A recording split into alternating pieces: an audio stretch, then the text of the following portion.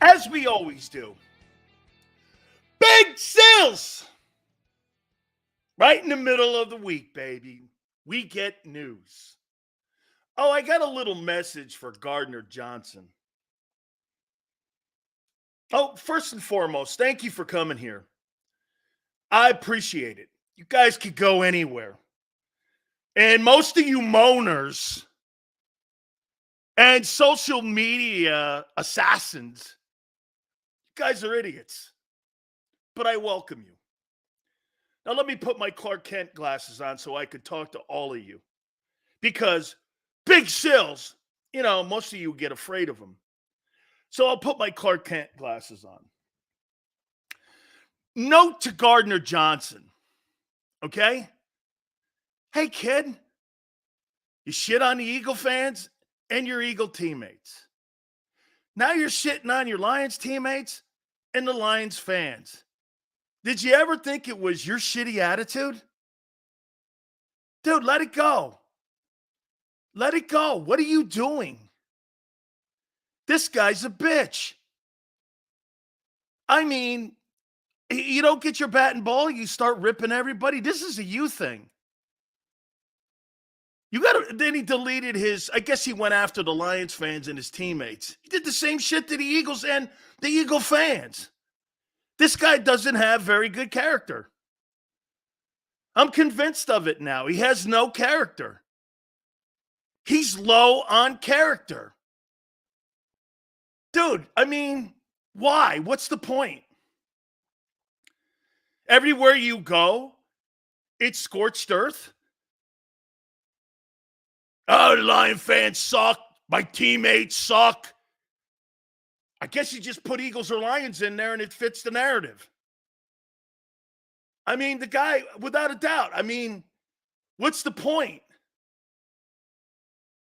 So he hates his team. Oh, now he loves his teammates, though, in Philly. He's such a liar. I don't believe him. He's not a very character or high character guy. Okay? The difference between me and Gardner Johnson talking shit, I don't change my opinion. And I don't talk shit on the Eagle fans. I don't talk shit on the Lion fans. The only way I talk shit on you is because when you're ill-informed. I don't attack you as bad people. Come on, dog. Give me a break.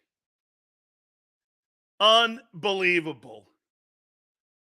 You talk about a legendary flip-flopper. How about this guy? Eagle fans and Eagle teammates suck. I love them. I love them. Hey, I really love my teammates in the Lions when they gave him that $8 million deal. All of a sudden now, he hates them. Come on, guy. No one believes you anymore. No one believes you. Before we get going, oh, by the way, once again, congratulations to my guy, Josh Allen. He got rid of a cancer in the locker room. Good for you. You see, there's an organization that believes Josh Allen could carry a football team, unlike the guy in Philly, where you have to add Saquon Barkley. Like, that'll help him. It won't. And before anybody goes crazy, you might want to see if the Bills get on a rookie contract or they make a trade for T. Higgins. What if they make a trade for T. Higgins on draft day?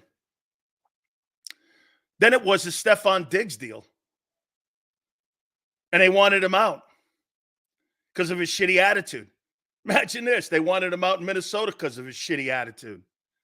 Now they wanted him out in Buffalo because of his shitty attitude. 2 for 2, guy. You got it going on here. Got it going on. Houston and Nick Caserio killing it for sure. Don't worry. He'll run that thing off the rails like he does everything else he ever does, Stefon Diggs. So, hey, congratulations, Josh Allen. What a massive win. The organization thinks so highly of you, unlike the guy in Philly, where they could just get rid of a player and know that you're still with one of the greatest quarterbacks in the game. Unlike your guy, you got to keep adding. Pretty soon, what are you going to add next? An all-pro fullback? I mean, pretty soon there's going to be nowhere else to put an all-pro in the Eagle huddle for Hurts. Don't worry, there'll be excuses.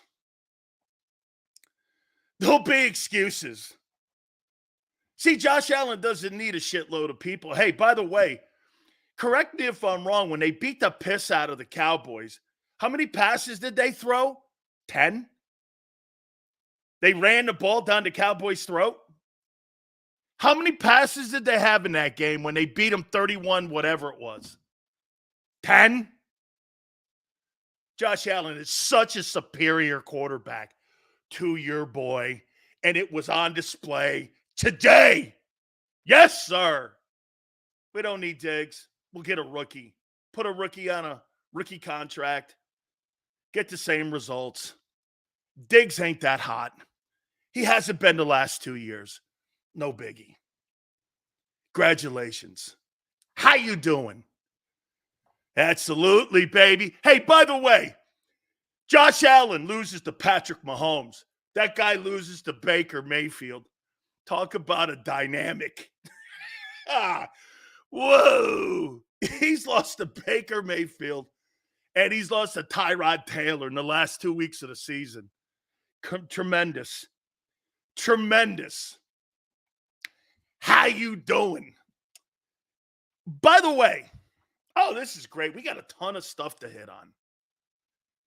Just a ton of stuff. Hey, by the way, what was this? Josh also lost to Kirk Cousins, and you lost to Zach Wilson. Hey, by the way, it's a team deal. Hey, listen, you hang with a guy who's not as good as Josh Allen. I don't care. That's your boy. Go ahead. I don't want to debate it anymore. That's your guy. I can't stand that style of play, and I don't think he's that hot as what they're trying to make him right now. I don't think he's that good. That's just where I'm at. Now, like I said, I'm not going to debate this again. The 22 Hurts, I do like.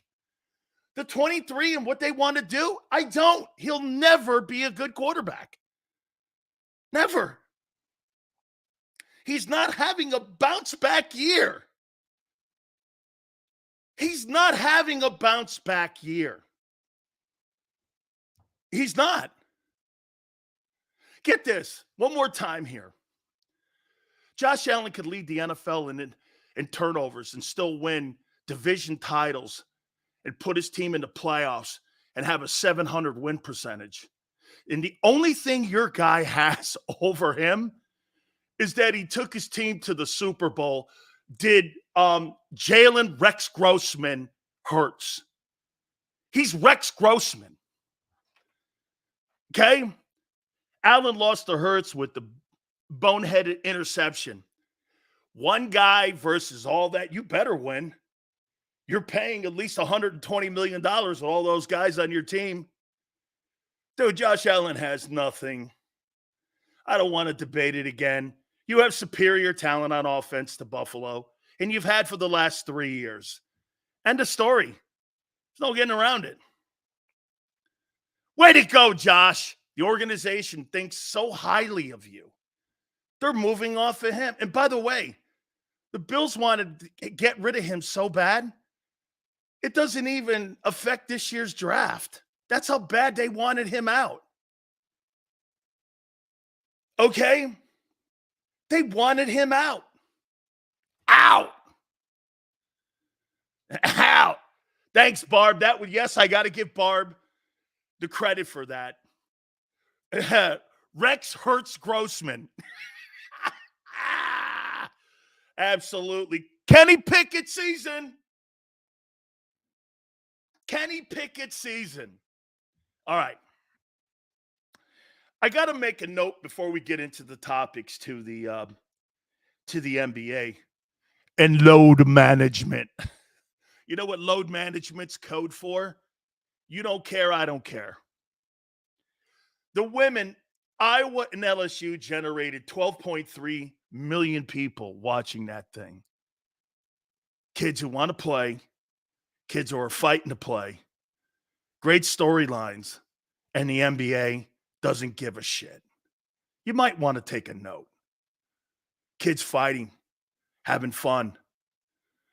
It's one of the great things about the NCAA tournament. You know what it is? You could tune on to shitty politics and listen to two old men fighting, and it's like, please give me a break. This is a comfort zone. That's what Caitlin Clark and Angel Reese brought to us. It was a comfort zone where everybody could just put everything away and go, it's sports. Good for you, man. Good for you, girls. That's tremendous. James, I root for Hurts because he's an Eagle, but who honestly would take Hurts over Allen if a straight-up trade was offered? Hey, James, if you traded Jalen Hurts for Josh Allen, you'd have to give up Jalen Hurts and 2 ones to get Allen. That's not a straight-up trade. Nobody in their right mind would do that. Yeah, nobody. Only the idiotic people. Only the idiotic people in Philly think that shit. He's not that good. I think he's a good player. He is. Josh Allen good? No. No. And a little powder on the sidelines. Absolutely, man. Hey, yeah, that guy Mark Holmes, man, he got his little panties in a bind. I can't believe the guy is so unbelievable. What do you call me names for? Shut up. You sound so ridiculous, but I get what you're saying. And no one is saying that Hurts. Oh, my God, no.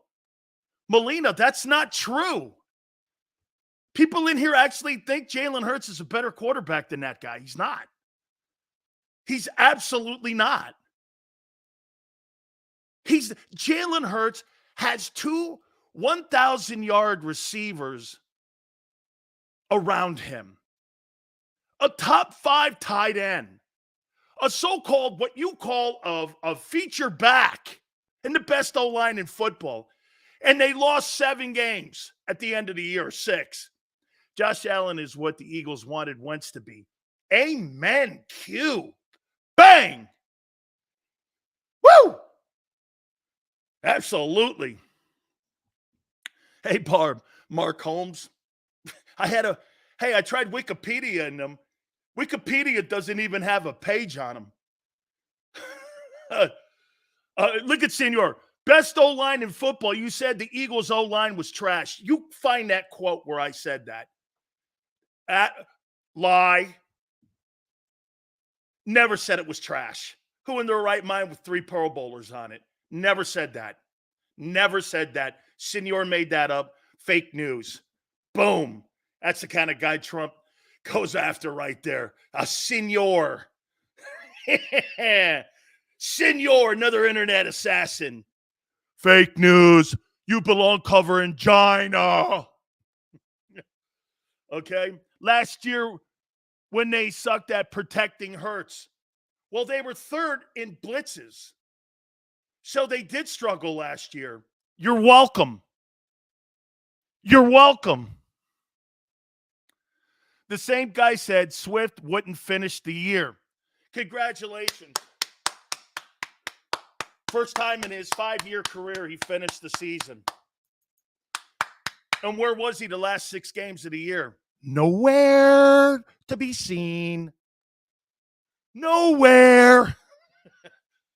And that's why the Eagles didn't offer him. Oh, wait, they did. He said pound sand. Okay? Hey, oh, no. Hey, okay. Okay? Were you at Trader was better Bills versus Birds? Bills versus Birds. Can you put that back up again? I mean, I'm going to have to get a Shohei Ohtani translator for that one Where you at Trader was better, Bills versus Birds. I'll have to get to the Shohei Ohtani translation of that, and I'll get back with you 3 days from now when we can decipher that. Okay? But I heard Holmes said Hurts was a number one quarterback ever, but fills as much weight as the people say Hurts is better because of team accomplishments, beating Mahomes. Hey, James, amen. Josh Allen was average before Diggs. Sure, average, right. And Hurts sucked before you loaded the team up. Yeah, he sucked too, right? So what? They put Diggs on the team and he got that good? You have two 1,000-yard receivers and fell apart. You put two 1,000-yard. Which trade was better, Diggs or Reddick? I can't tell. I think they both suck. Because the teams wanted the players out. Hey, think about this. You guys are saying Josh Allen is not going to be anything without Diggs, right? Jalen, what is he going to be without Devontae and AJ and Barkley and the O-line and the 7 Pro Bowlers you have? You got 7 Pro Bowlers in the offense out of 11 guys. The Bills wanted him out. Boom! Your guy is average. My opinion, Jalen Hurts is an average quarterback until proven otherwise. Nice 2022 season. The other two, Hey, but he has that 1 year and that Super Bowl play. Wow. He was really great in that L. He was fantastic. By the way, isn't it great to go on the internet and watch all these so-called media guys try to dispute what Vic Fangio was promised to come to Philadelphia and become the defense coordinator? When I know this for a fact, when I talk to coaches on both the Eagles and the Dolphins. And yet you have some guy sitting in his mommy's panties with a binky in his mouth going, "You guy's a liar." It's got to be related to LJ. Hey, got to be related. Got to be related. Absolutely. Yes, sir. Got to be related. Nobody is disputing it with any kind of common sense. Nobody. Nobody. Let's move on. Okay. By the way, we're going to do something here today. Big Sil's top 10 college linebackers, my ranking on potential players that the Eagles could land on one of these guys. I don't know what round. I do not believe, unless they trade out of 22, that it's going to be their first pick in the draft. But I do have 10 guys. But here, I want to start the program out with one thing today. What's the one thing that the Philadelphia Eagles are missing right now on their team? Oh, Howard Cross, part of the broadcast team for the New York Giants, will join us at 4:30. Tony Sakusa, we're going to break down the NFL draft with him. That will be Last Word on Sports. That will be at 5:30 Eastern. How odd is it that Diggs' brother are just as different from one another as the two Barber brothers? Even Travis is a little odd, but not like those two sets of brothers. Calm down, Swifties. It seems number one is giving up valuable picks this year. Okay. What is the one thing the Eagles are missing right now?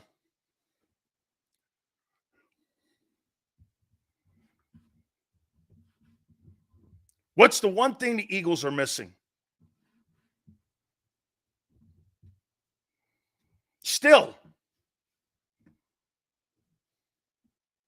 And by the way, James reminds me, all super chats go to the top. Thank you very much.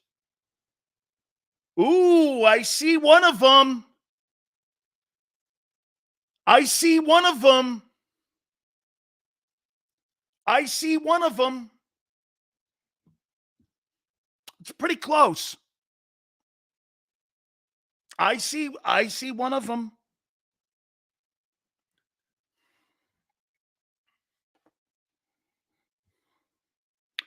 And I don't think you're getting it back. You know what you're missing? Identity. You lost it with Kelsey's retirement. You lost it.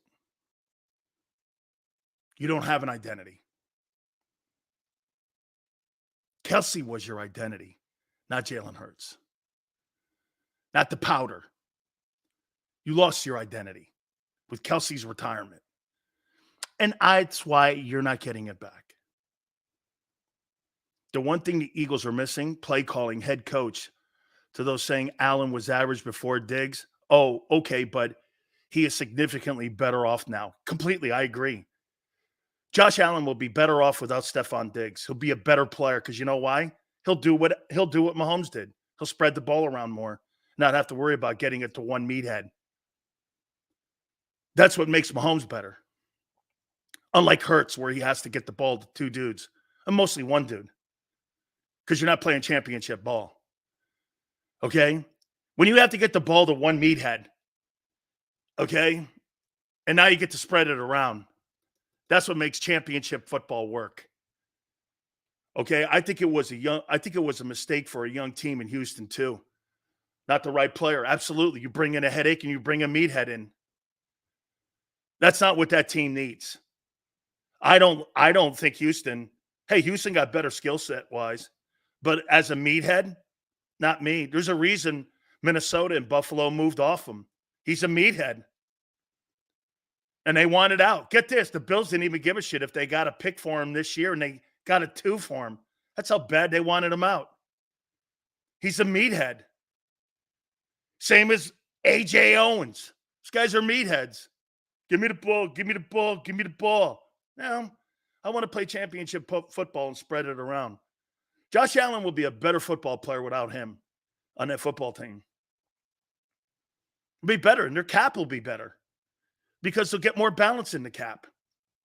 Most people look at it because, oh, Diggs is this. Diggs is a meathead. Okay? He's a meathead. Okay? Here's the deal. Once again, you don't have an identity. So wait a minute. Who's going to bring the identity to the Philadelphia Eagles this year? What player? The push-tush is not Jalen Hurts. The push-tush is Jason Kelce. He is the identity of the Philadelphia Eagles and has been probably for the last 10 years. Devontae, you can never have a wide receiver as your identity of your football team. Name me one that is. Who? Tyreek Hill? Well, there's your problem. If your leader is a guy who touches the ball 5 times a game, you got a problem.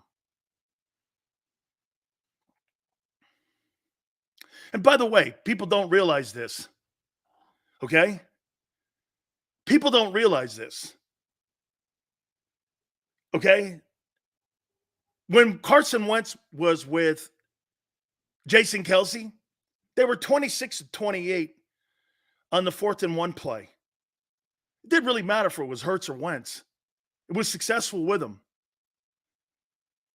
Calvin Johnson was the identity in Detroit. Yeah, 1 playoff win. Congratulations. That was a success. Not. Wide receivers are not identities of your team. That's why they don't win Super Bowls. All the big money wideouts, take a hike. You don't need them. Brady never needed them. Mahomes never needed them. Allen's not going to need them. I do like a little bit of what Houston got. Joe Mixon, got Nico Collins. You got this meathead Stefon Diggs now. It's a pretty good looking offensive set if they can keep their head on straight. Barkley and Hurts are your identity. I can't wait to see that because I don't believe it. I don't think Hurts is that great a leader. Sorry, I don't. I just do not. Leadership was needed when you were 1-6, and he was nowhere to be seen. I know it's the coaches. I know it's the coordinators. I know everyone quit around him except His Majesty, King Hurts. I get it. I get it. I'm not as high on that guy as everybody else is in Philly. And quite frankly, there's a lot of people around the league going, we'll see. Okay. Barkley was tanking. Okay, wait, Barkley was tanking, and that's going to be your identity? Oh, I see. So he plays when he feels like it, just like the guy on defense you signed. So you got two dudes that tanked their seasons last year, and you think those guys are high-quality guys. And Devin White and Saquon Barkley. And they're going to come here when things are going south, or you have to have a moment where your team is balancing in the win on whether it's going to have a successful season or not. You're going to believe those two guys with their character? Good luck. I'll take Hurts over those guys any day, because those two guys, if you're saying they laid down, hey man, you should play ball whether you're 1-16 or you're 16-1. You should never play to your emotions. You play to your ability, always.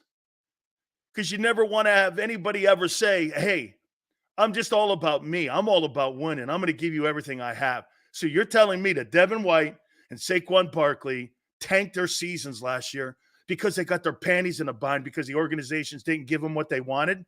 Congratulations to you. You got two losers on your team. That's what I'm saying, 11. Who picks the rope up? Who picks the leadership rope up that Mike Tomlin talks about all the time? Okay? Who picks the leadership rope? Hurts? He should. Makes $50 million. I doubt it. Who? Lane? Okay.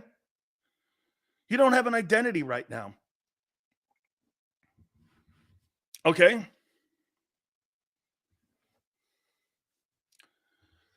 So you're telling me Dan Marino was a shitty quarterback, but Hurts to win more Super Bowls than Dan Marino. I'm not sure what that means. More people in here think that Jalen Hurts is as good a quarterback as Dan Marino because they each got to a Super Bowl together. So they would take Jalen Hurts over Dan Marino, which is absurd. Or this one, that you would take Jalen Hurts over Warren Moon because Moon didn't get to a Super Bowl. It's absurd. It's absurd. Okay? Damn, you have no faith in Hurts. No. This version? No. No, I don't. Because your organization is ruining them. Like they did once. Yeah, no, right. Yes, it's true.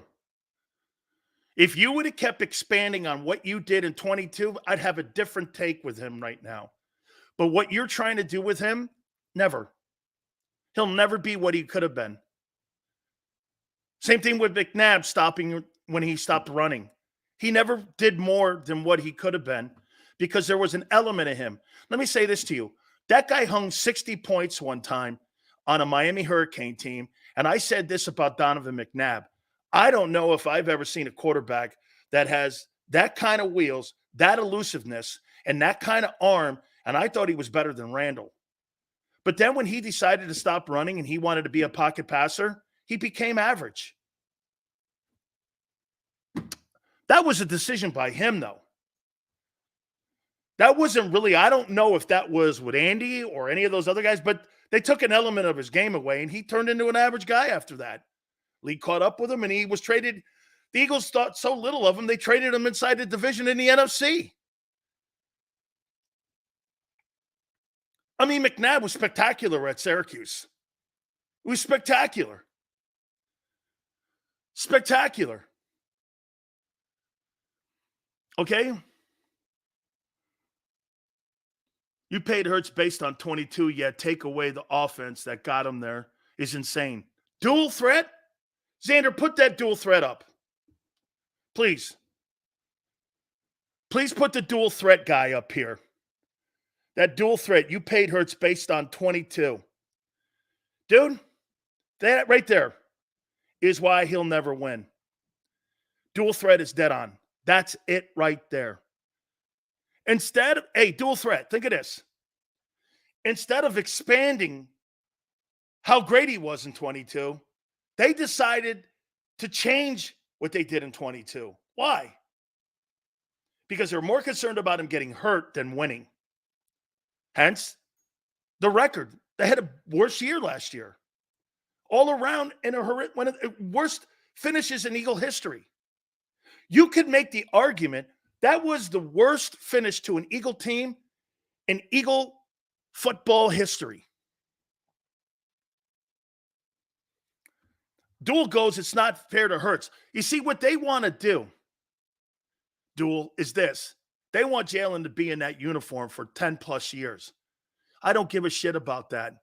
If Hurts puts you in Super Bowls 4 years of 6 and they win 2, it was worth it if he gets hurt. It would have been worth it.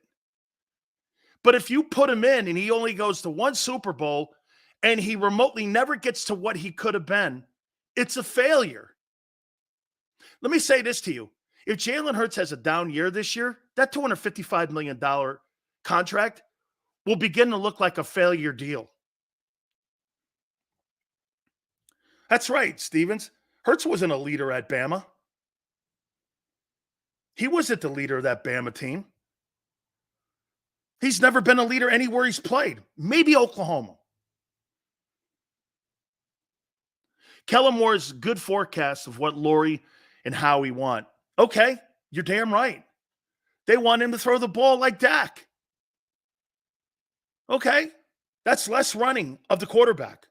They got Barkley for a reason, dude. Not to run Hurts more. They're telling you he's not going to be in an RPO situation. They may have a few run designs, but dude, Barkley is not the threat that Hurts is in the run game. He's not. Go back to 22. Was it his passing that wowed you, or was it the fact that he was so elusive on 3rd and long? Okay? Barb, that's okay. Listen, most people, or some, there's only like 5 or 6 dummies that are trying to make an argument over stupid shit. And they know they're wrong. Because he was, I mean, get this. It's not so much he was second in the NFL in turnovers. It's the nuclear Chernobyl meltdown they had at the end of the year where he was lost. Because guess why? He's horrible on blitz pickup. He was terrible. He was 3rd worst in the league. He can't handle internal pressure, which means he can't step up in the pocket, which means the passes are high, which leads to high turnovers. And now you got a new center and a new coordinator. Good luck. I want to see that play out. I don't believe it. I do not believe it. I don't think you guys thought there was going to be some easy-ass transition last year with the coordinators. I can't wait to see Cam Jurgens take over for Lane. I mean, for Jason. I think Cam's okay, but he's not that. He won't be 70% of Jason Kelce. Eagles have an identity. I think D coordinator respects this offense. Too much talent. Respects what offense? That went 1-6 down the stretch? How do you respect that? You respect that team laying down the way it did? Hey, one thing about the coaches sucking. What about the players' accountability? I'm sick and tired of people blaming coaches for everything. Players get paid too, dude. Where were the players in that? Where's the players' accountability and laying down like dogs? New offense. Why is it a new offense, senor? I want the old offense, the 22 offense.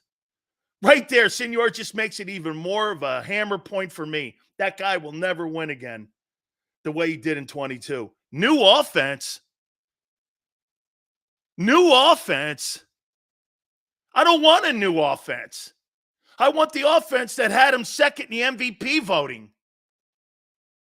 That's the offense I want. Don't you? Is that how you looked at each game? Those guys sucked last year. I'm not going to prepare for this team. Bradbury was there taking accountability for getting burnt every snap. Yeah, because when they were putting him in press coverage, something that he was not able to do, why would you put a guy in a position to fail? You know why? Organizational. Upstairs. Good night. Dang, we only played 7 games last season. That's crazy. No, but the 7 games were dictating the NFC East and home field advantage, guy. Those were the 7 that mattered, not the 10-1. The 1 and 6 mattered most. It was get this. Look at what Fitness Warrior just is trying to tell you on how idiotic and stupid that guy is. Wow, we only played 7 games. Inside of those 7 games, you had a playoff game that you got crushed in. You lost home field advantage and you lost the NFC East in it. But he wants to toot and root about 10-1. Dude, idiotic. Idiotic. Hey, and by the way, with all this talent that you're paying for, you have dick to show for it. Remember I told you this 2 years ago, all this money you're spending? If you don't win a Super Bowl this year, you would have spent $60 million on A.J. Brown. Was it worth it? Knowing that your defense is in shambles because of salary cap issues. If you have A.J. Brown and he goes and has another 1,400-yard season, and you paid him $20 million this year, $25 million, and you would have paid him $65 million, was it worth it? You know what people are going to say? Yes. And I'm going to go, what'd you win with it? What did you win with it? Accolades?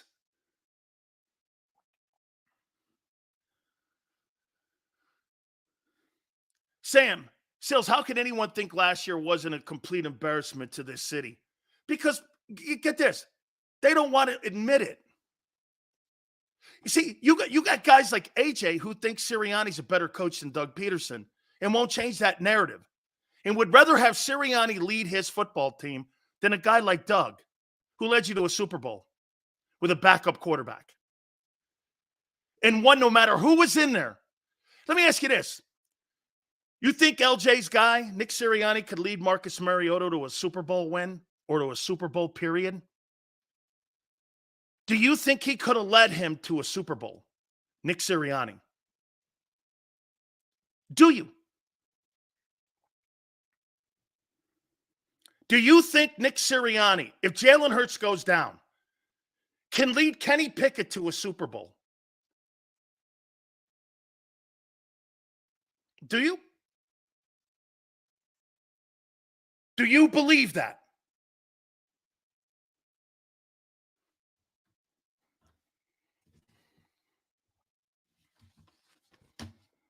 Nobody in their right mind believes that.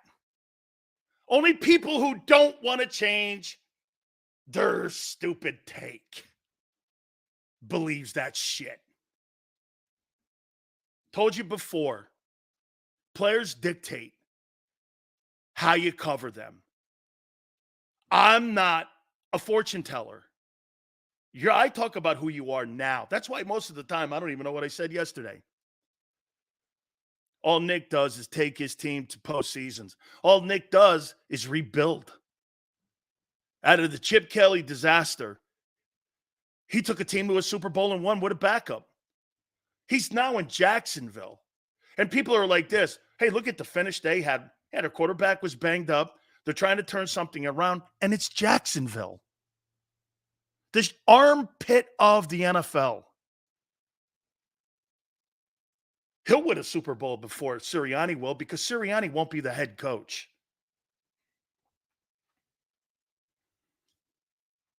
I'm glad to see some people in here have such tiny standards that you'll hang on bullshit narratives like, hey, we've won a lot the last 3 years. No, you haven't.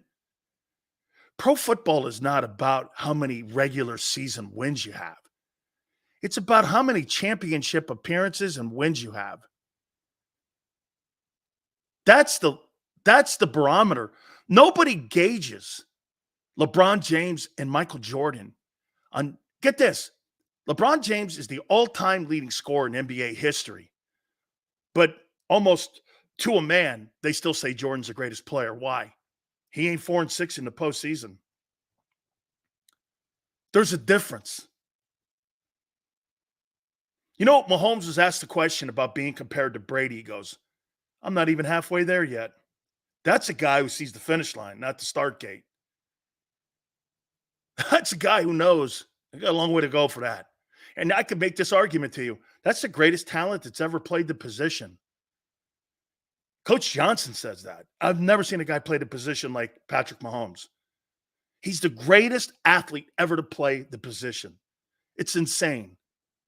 Ambidextrous, doesn't need anybody on his team. Affordability for his franchise when it comes to not having to pay running backs or receivers, and you're still beating teams. The difference and the distance between the Chiefs and the Eagles is a Grand Canyon wide. Grand Canyon wide.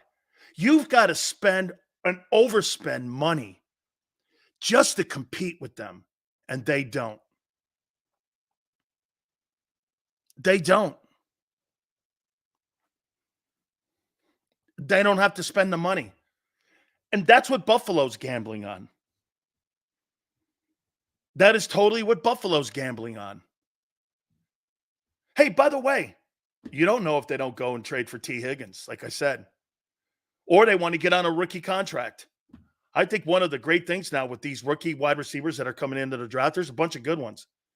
I think the Bills are looking at it like this. I'd rather not have the headache of that meathead Stefon Diggs in my huddle anymore. I don't want to hear the crying and the bullshit. This is 2 places now he's been run out of town. And so they got rid of the meathead, and they'd rather have a rookie on a rookie contract. This is, again, what I told you about the Jalen Reagor deal. It wasn't so much that you missed on the player, you missed on the equity. And the equity is being played out by A.J. Brown. A.J. Brown is the cover of the mistake. You know what that is? You got to pay $60 million. That's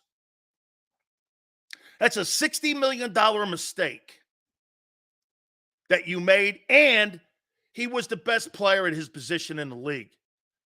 That's a catastrophic disaster for Howie. And the reason you have $60 million, and with this year completed, you'll have $65 million that you would have spent in one player with no results except for his own personal numbers. Speaking of Chip Kelly, could Eagles be making a similar mistake with Fangio handling all aspects while not having the personnel, just like Kelly?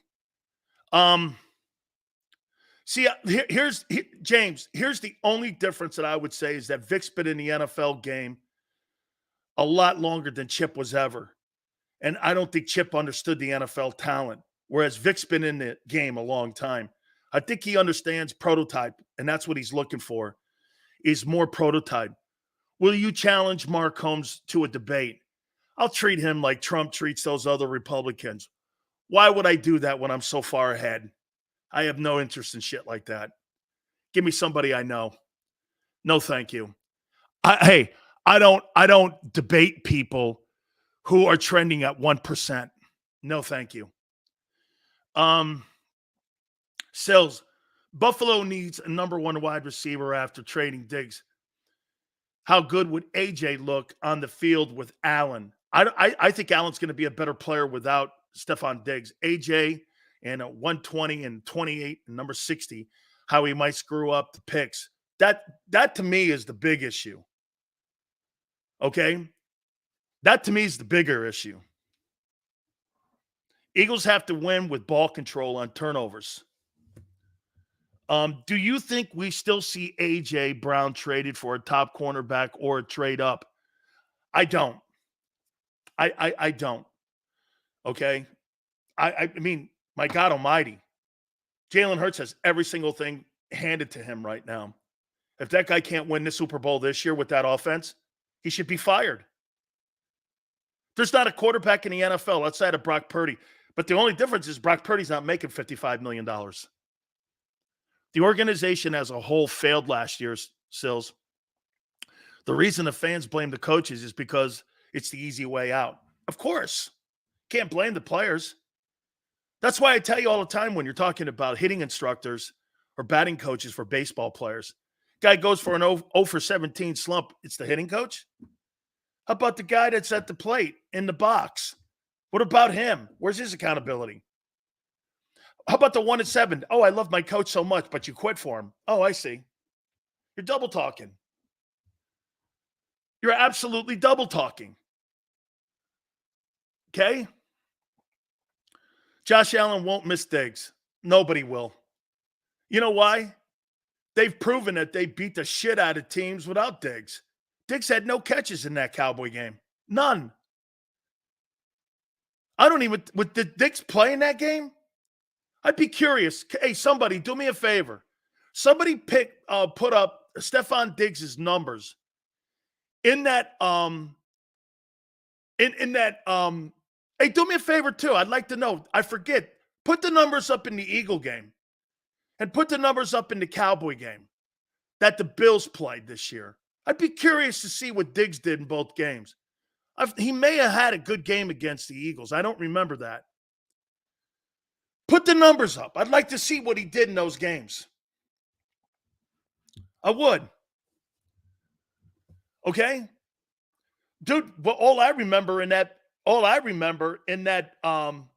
Buffalo game was that they ran the shit out of the ball, and they didn't even really need to beat the Cowboys with a passing game. They threw the ball 10 times. Okay? Somebody put up what Diggs did in the Eagle game and in the Cowboy game. I'd be interested.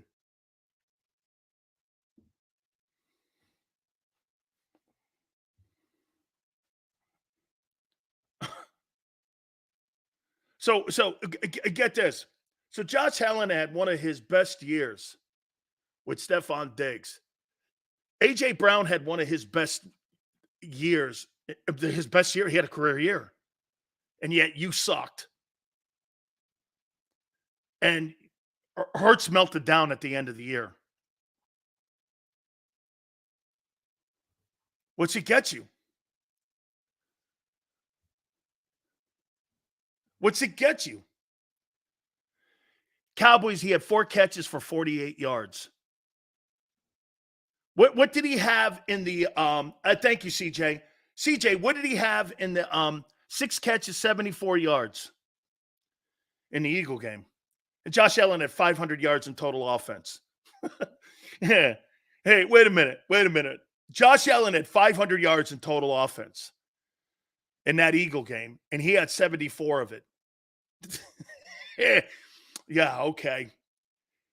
6 catches, 74 yards, and Josh Allen had combined 502 yards in total offense. Whew, he was a huge factor. A huge factor. And it was just him and him. And you had all that talent. And you took him out in overtime at home. Congratulations. You think Hurts could play with nobody? Absolutely not. He stinks. If Jalen Hurts was on the Buffalo Bills, Xander, what would the record be? What do you think the record would be if Hurts was on that Bills team with one guy? 6-11? 6-11. Hurts is hurt. 3-14. Look at this. Hurts was injured. Oh my God. The coaches suck. He's injured. Play calling stunk. The play design stunk, but not your guy. Holy shit. I can't believe a city like Philadelphia actually has meatballs that are in that city that have excuses for people that fail. It's so stunning that there's an epiphany going on. Not all of you believe that, and I know that. But some of you are just idiotic. Sills, the way you talk shit on the Eagles is crazy, but it's the truth.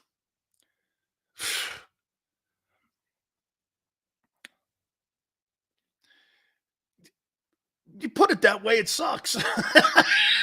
Hey, Philly Double-O, James Cook beat the Cowboys. Hey.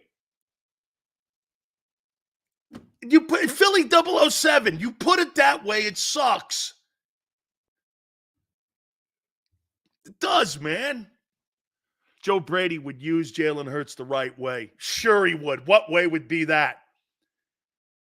Oh, okay. Wait a minute, Warrior. You mean he used him like 22? Okay. Well, we're talking different now. Okay. You mean Joe Brady would go back to 22. Okay. All right. Hey, 007, thank you, man. Okay. Dan, do you think LJ's an idiot? No, he's just a shit talker. It's all good. Who's not? He's a CJ Gardner Johnson of the Big Sill Show / National Football Show. That's who he is. He's the Gardner Johnson. He doesn't know what he likes. You said Diggs was getting traded. Right again, baby. How you doing? Remember I told you he was getting traded? That's right. Way to go. 304 with the memory like an elephant. Look at that. You're right. I said Diggs would get traded before June 1. Did I not? Yeah. I said he might even get traded before the draft. Right again. Bang. Big Sills strikes again. Big Sills strikes again. How you doing? How you doing? Who took him, Sills? Houston. Okay. Big Sills with the two-step.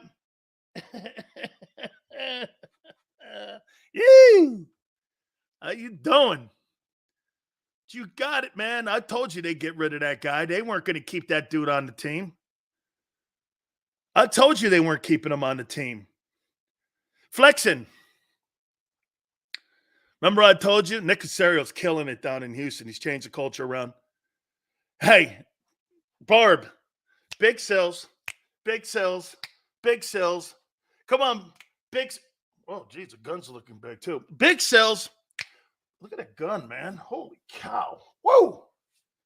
Hey, Big Sills. Big Sills. Big Sills. You're wrong about Sirianni? Really? He's a cheerleader.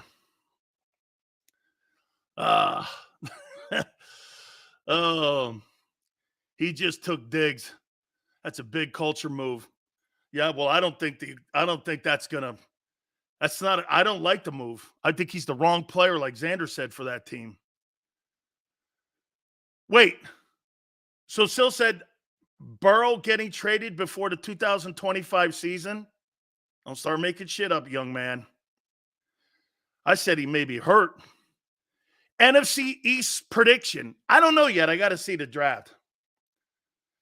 There's Dick Track. Look at him. Sil's an idiot. That's what Met does. Come on, Dick Track. You got to come a little harder than that. Okay? Come on, man. Hey, wait a minute. Hey, what did he say, Senor? Do the Trump dance? No, here, I'll do the Biden dance.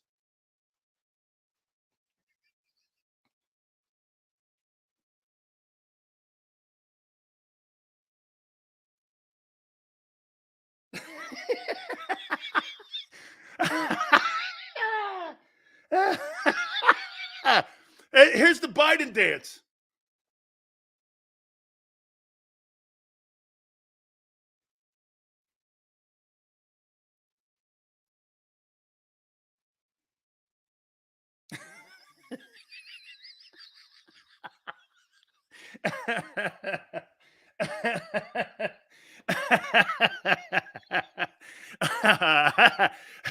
Sorry.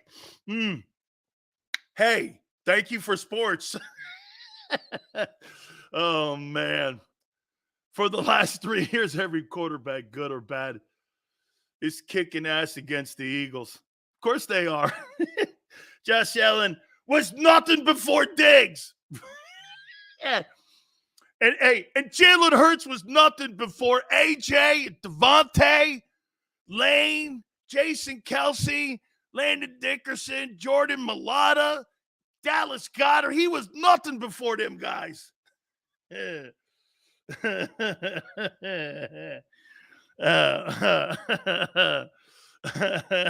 you want me to do the Trump dance?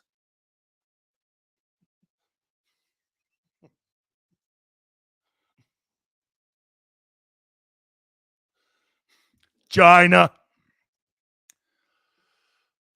How did Jalen make the playoffs with that terrible 2021 offense if he sucks? He was the caboose on that team.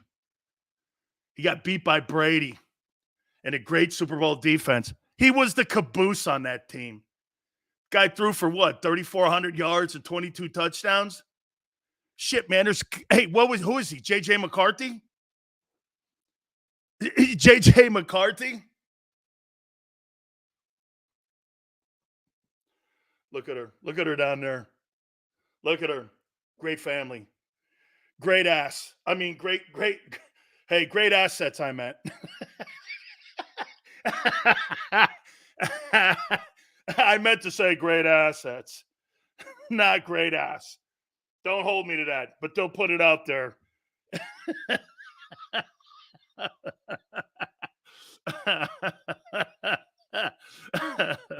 All right. Hey, I'm going to get into the top 10. My top 10 linebackers, because I think this is an area that they're going to really isolate on in the upcoming. I meant great assets, Benji. I didn't mean great ass. I meant great assets. Bills did the old addition by subtraction move. Absolutely. They're going to be better without Diggs. Josh Allen didn't throw for more than 4K until Diggs. Well, wait a minute. He's got one guy, you got two guys, and he can't throw for 4. But he's better. Hang on. Thank you for that. He didn't. Wait a minute. That guy just said that Josh Allen didn't throw for 4,000 yards until they got Diggs. Well, what's Hurts' excuse? He's had 2 years of two guys having 2 1,000-yard seasons in the same year, and he can't throw for $4,000 and 30 touchdowns. What's his problem? What's his problem? He's got 2 of them. He's got 2. And he and 1,000-yard back. Oh, Nick. Oh, I see. It's Nick. Why would you bring up $4,000? You know, Sil's gonna RTS got a smirk on his face. Why would you throw that at him like that and tee that up for him like that? Right? Hey, RTF is like, why would you tee that up for him? Hoss, when you're in this room, you got to be a professional because this guy, RTF just did it, all right? Hey, MG2, dude, you got to be smart in here. Dude, man, he put that on the tee. Hey, he put that on the tee for me, right? It's like T-ball, right? Hurts will never throw for $4,000. He's not good enough. Don't Xander dance. He'll shut the show off again. Yeah. Dude, the only way to Xander will do a dance soon. I think he's in a better place now. Okay? He's been very, very upbeat over the last couple days, so it's good. Des the Hebrew, shalom. How about you tell the people his total yards? Dual threat reminder. You never add his rushing yards to the equation.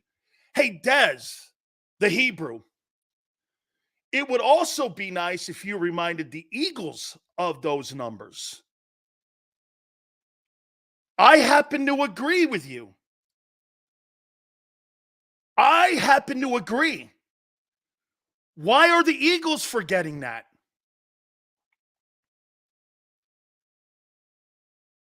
Why are the Eagles forgetting that?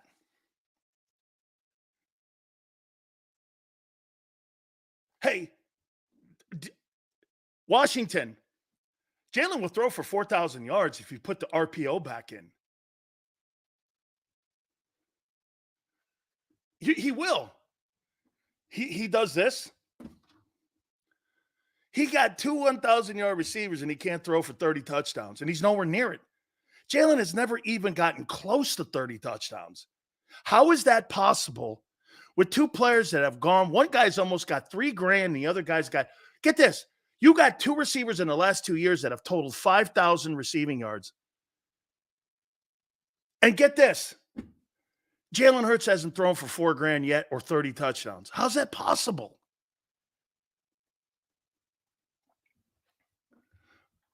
How's that possible? MVP this year didn't have 30 total touchdowns. Hey, you're missing the gosh dang point, Corey. The Eagles don't want to have total anything. He had 30 touchdowns total. Nobody gives a shit. The Eagles don't even care. They don't want him to have 30 touchdowns total. They don't want him to run the ball. That's why they just went out and got your boy Barkley.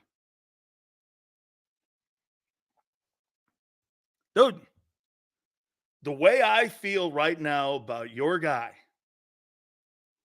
is what they're doing with him. Personally, I think they're wrecking him. Cedric Gray, UNC.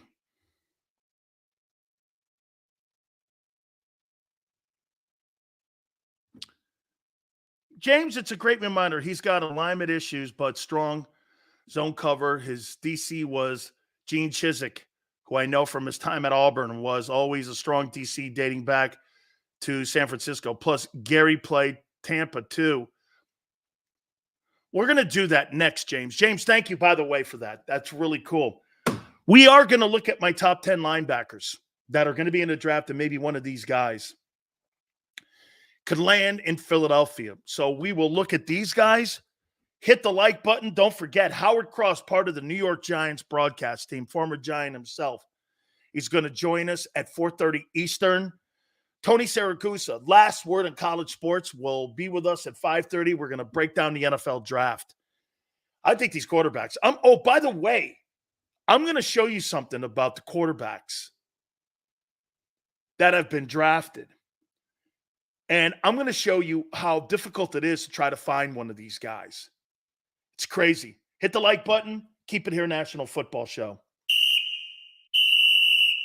Underdog Fantasy is the easiest place to play fantasy sports, and certainly the easiest when you're watching the NBA. And the NBA playoffs are almost here, and you can win money making picks. What are you waiting for? Sign up on UnderdogFantasy.com and use the promo code WIN. An Underdog will double your first deposit up to $100. That's UnderdogFantasy.com. Use the promo code WIN. Get ready for the NBA and get ready for the NBA playoffs. Go to UnderdogFantasy.com. Use the promo code WIN.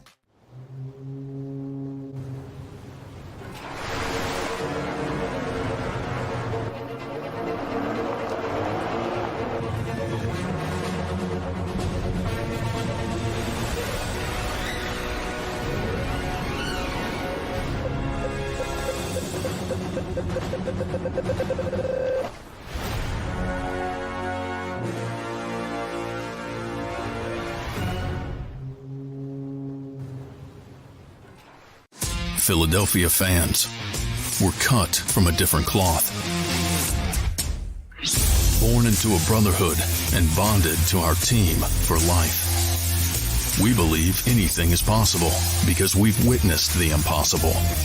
While we may be from different neighborhoods, come Sunday, we are one, and we will be heard. Pondley Hockey, official partner of the Philadelphia Eagles. Hi everybody, my name's Jason Lombardi. I'm an inspector at DryTech. At DryTech we offer 3 major services, the first one being basement waterproofing.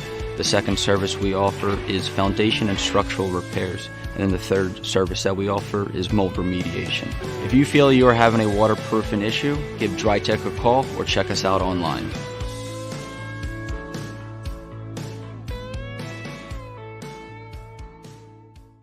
Mike Little was a union construction worker who was badly injured when he suffered a horrific fall because of someone's negligence. His life would change forever. It was just a real downward spiral with everything. Everything you do, and you're sitting home by yourself all day. You can't go out because you can't drive, you can't walk well. It was just a horrible situation. Call Brian Fritz at the Fritz & Beyond Cooley Law Firm at 215-548-2222. EAGLES, Eagles.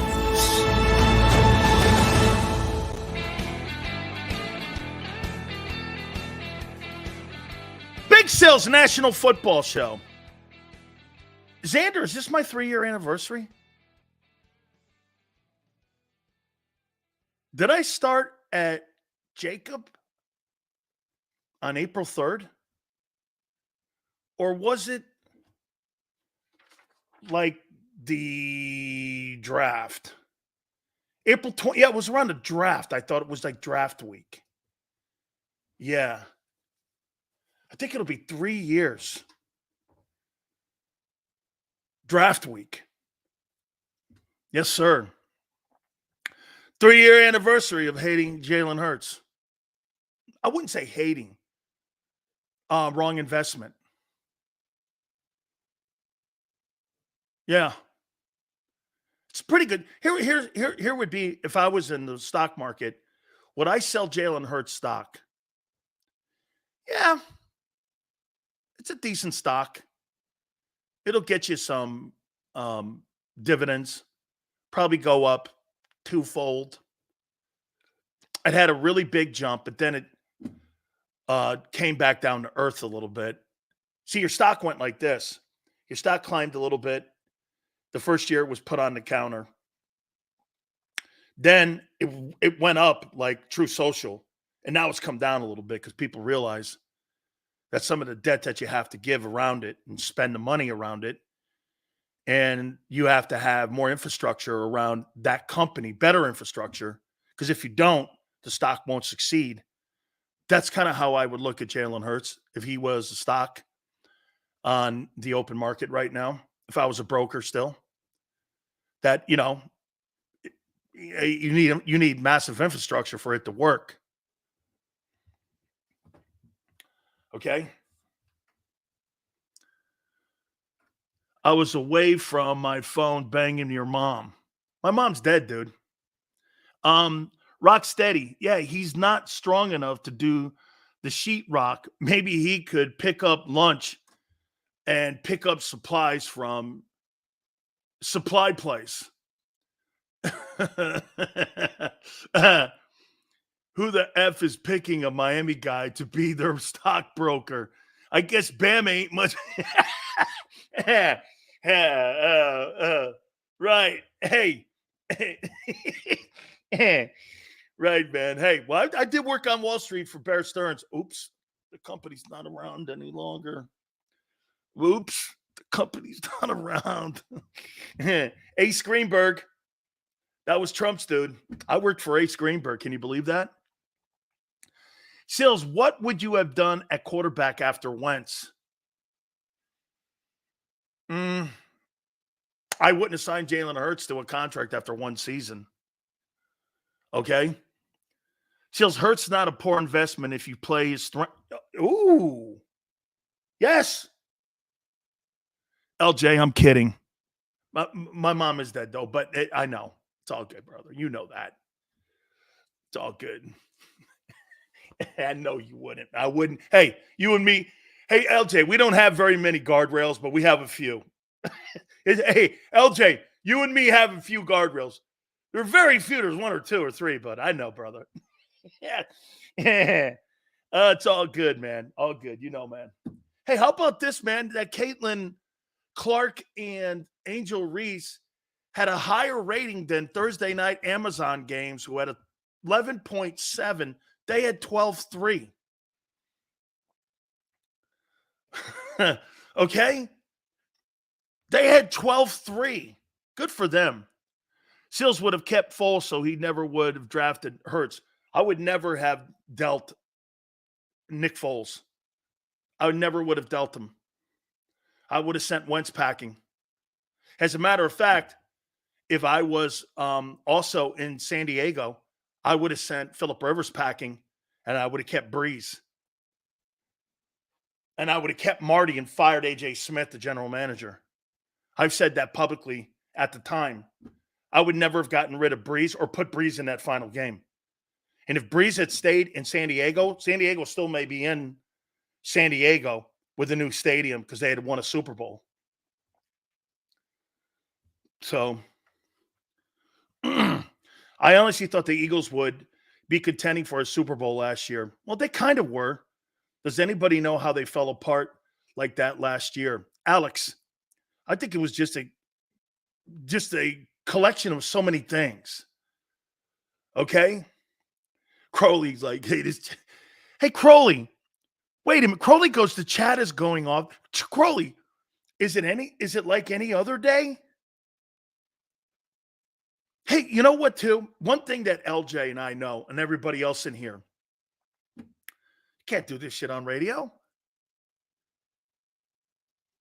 This is a safe haven for people where you don't have to worry about your politics, your gender, your sexuality, nothing. You have to worry about nothing. This is what it used to be like, sports talk, where you don't have to worry about anything. As long as we don't go psycho, which it gets there. Right? They herding cats. Right? Oh, I got a note for Howie, though, before we move on to the draft conversation here. Don't draft any more Georgia defensive players, please. Now, if the guy Brock Bowers happens to fall there and he's sitting there at 22, you got to take him. You got to take him. You got to take him. And if he's sitting at 21, I might take him. You can't let that guy go. He's the best player in the draft. He's going to have a higher grade than any quarterback taken in this draft. Do you want? I want to show you guys something before we look at the Eagle potential linebacker prospects. Okay, before we look at the prospects here, Des the Hebrew, Allen, year one, 2010 touchdowns, 12 interceptions, 3,089 yards. Okay, great. Congratulations. He's not better. Jalen Hurts is not better than Josh Allen. Stop it. Stop it. Stop it. He's never had. All right. I want to show you something here. Okay. Quarterbacks drafted since 2009.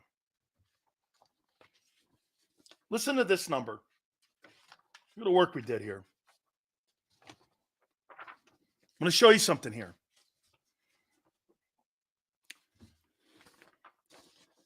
$43 quarterbacks were drafted.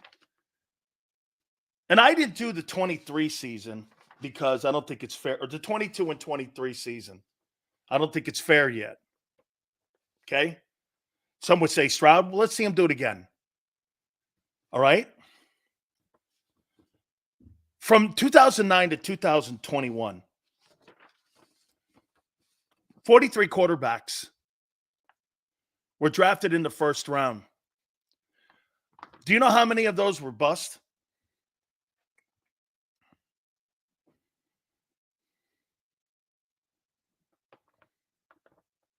How many of those quarterbacks that were taken in the first round?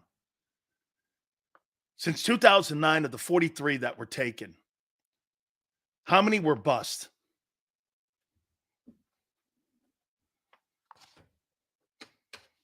$23. 50% of the quarterbacks. So, like, for every 4 quarterbacks taken in the first round, one of them might be good. Very seldom are exceptional. Think about that. I never said Hurts was better than Allen. I'm just saying that players can get better. Those stats were from Allen's first 2 years as a starter. Allen is better than Hurts. But remember something, Des. Remember this, though. You can win Super Bowls with lesser quarterbacks. It's proven every year. And to the point, watch this. Josh Allen is a better skilled player than Jalen Hurts. Just like Aaron Rodgers is a more skilled player than Tom Brady. But Brady wins more. You see it all the time. No one would ever say that Lamar Jackson's not one of the most athletic quarterbacks we've ever seen. Well, and no one would ever confuse Matthew Stafford and Lamar Jackson. Well, one guy's got better coaching, better role players around him. And, you know,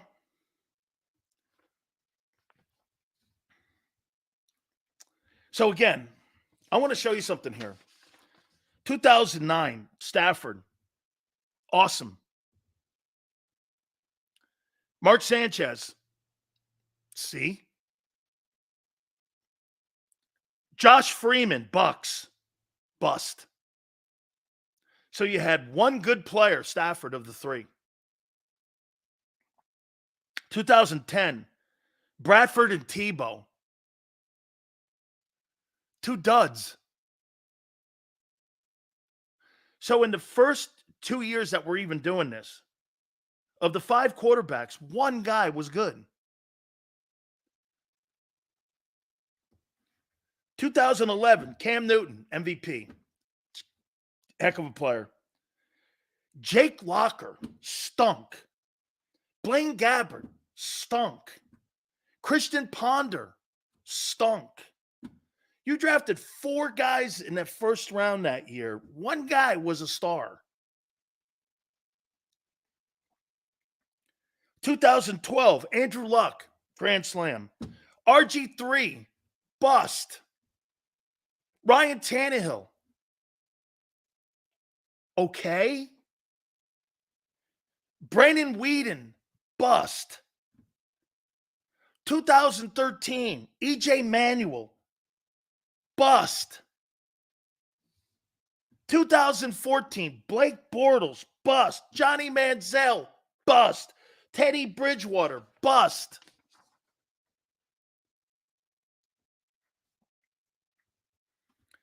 (2015) Jameis Winston, bust. Marcus Mariota, bust. 2016, Jared Goff, good. Carson Wentz, C. Paxton Lynch, horrible. 2017, Trubinsky, bust. Watson, C+. Mahomes, A+. How about this one, 18? Baker Mayfield, good. Sam Darnold, horrible. Josh Allen, sensational. Josh Rosen, out of the league. Lamar Jackson, A. Last player taken in that draft, by the way. 19, Kyler Murray, good. Daniel Jones, I don't get it. Dwayne Haskins, God rest his soul, stunk. 20, Burrow, A. Tua, good. Herbert, good. Love, I say incomplete. 2021, Lawrence, good, but I'm starting to go over there a little bit. Zach Wilson, terrible. Trey Lance, terrible. Justin Fields and Mac Jones. Half of what you see with quarterbacks that are going to go, there's going to be like 5 of them.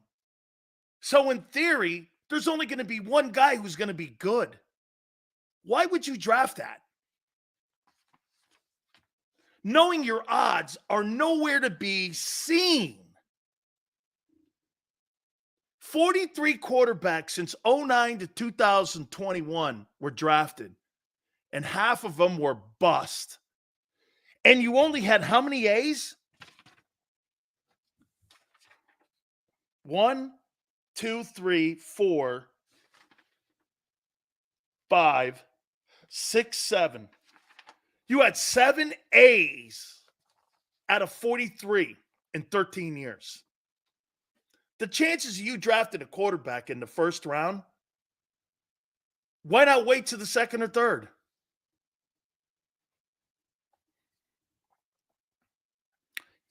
Yeah, pick it. No, I didn't do the 22, guys. I didn't do 22 and 23. Okay? Think about this. So, some guy just said spreading the hate around. Doug, that's not hate. That's production or lack thereof. This shows you once again, either you're good or you're not. Why would you draft a quarterback knowing full well there's a chance, there's a great chance, a greater chance? I'd rather wait down towards 10, 11, or 12 to pick a quarterback than take a higher risk at taking a guy at 1 or 2. Unless he's an Andrew Luck.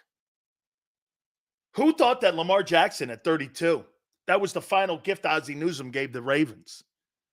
He fell to the right organization and to the right team. I think the further you get down in the draft as a quarterback, the better off you are. Look at Roethlisberger. What if Roethlisberger had gone to San Diego instead of going to Pittsburgh? Or what if Eli had stayed in San Diego and they hadn't done that deal where he didn't want to play for the Spanos family and he'd rather play for the Mars and the Tishes and he wanted to play for Reese and Coughlin? His career would have been completely different too. I think it matters where you go. And all these quarterbacks who get drafted to like the shitty Jets or the Bears, how many people really believe that Caleb Williams, they're going to change the complete narrative on all of this with Caleb Williams? Now, I'll tell you one thing that the Bears are doing. DJ Moore and Keenan Allen. I see they got Olamide up there he was an Eagle. I like that player too. So you get those 3 dudes up there. At 9, do they take Brock Bowers and put Bowers in that offense? I'll tell you this, they'd have done a hell of a lot more for Caleb Williams than they did for Justin Fields. And rightfully so. Look at what look at what Chicago's doing right now. You want to see what Chicago's doing? Chicago's doing the same exact thing that Philly's doing. Well, let's put a ton of players around the kid. And if the guy can elevate the team with a ton of players on a rookie contract, let's do it. And that's what they're doing in Chicago. They've actually changing and pivoting on how they look at the position. They're actually pivoting, which is a good thing. Andrew Luck college highlights are incredible to this day. Andrew Luck was so good, and he was so lucky to be coached by Jim Harbaugh. That's why I say that Justin Herbert's going to have an MVP-type season with that guy around him. He's a maniac. I mean, I think that guy is just driven to do nothing but win. He doesn't see anything but success. There's no such thing as 11 wins being successful to him. I can make the argument that he was a better coach than Bo Schembechler. Bo never did the things that he did at Michigan. Michigan was not a national power. They were a Big Ten power. I think the highest they ever finished in 27 years under Bo was second. They never won a title with him. They won their title under Lloyd Carr, and it was a half a title to boot. And here, look at this guy here. 11 says that Chargers ain't doing shit. Give me one place Harbaugh hasn't won. Where hasn't Jim Harbaugh won? Where? He's 44-19-1 as an NFL head coach. 2 NFC titles and a Super Bowl appearance. Or 1 NFC title, 2 NFC title appearances. Was a quarter away from beating his brother in the Super Bowl. And he won a national championship. Took a University of San Diego program that don't give out scholarships and turned that program completely around. Went to Stanford, and by the time he was leaving Stanford, they were beating SC by 20. I mean, you got the wrong idea. And by the way, one thing is for sure. If you want to have a successful football team, you hire a Harbaugh. Them dudes know what they're doing. Those guys know what they're doing. Okay? They know what they're doing. Everywhere that guy goes, that guy wins football games. He's odd. There was a press conference he had yesterday. I want guys with no fat. I want guys, thick-boned. I want guys that are fast. I'm like, what is he doing? He was really weird yesterday. Hey, I want guys that just, show up to work. I don't know. This is the greatest job I ever had. Yeah, well, 17 million reasons probably tell you why. Hey, I was like, yeah, okay, I get it. I like him, man. There's something weird about the guy. And he's not afraid to do illegal shit. Contacting players during COVID. Who cares? Who cares? Big Sills, do you think it's because of the money? Because if they draft in the first, they won't have to pay them big money until later proven? Are you talking about the quarterback's fitness? Probably it's that's a great point, Fitness, now that I think about it. You're saying I'd rather gamble on the lesser money to see if the guy pans out. And we may find a needle in the haystack, saying Drake May this year, right? It's easier to pay these guys coming out instead of paying a guy like Kirk Cousins. Yeah. Yeah, I subscribe to that, Warrior. Yeah. I hadn't thought of it that way. Yeah. So you're saying the only problem I have, though, is surrendering the second pick, especially if I have an area of need on my team, like a left tackle, a receiver, a center, a linebacker, or a corner.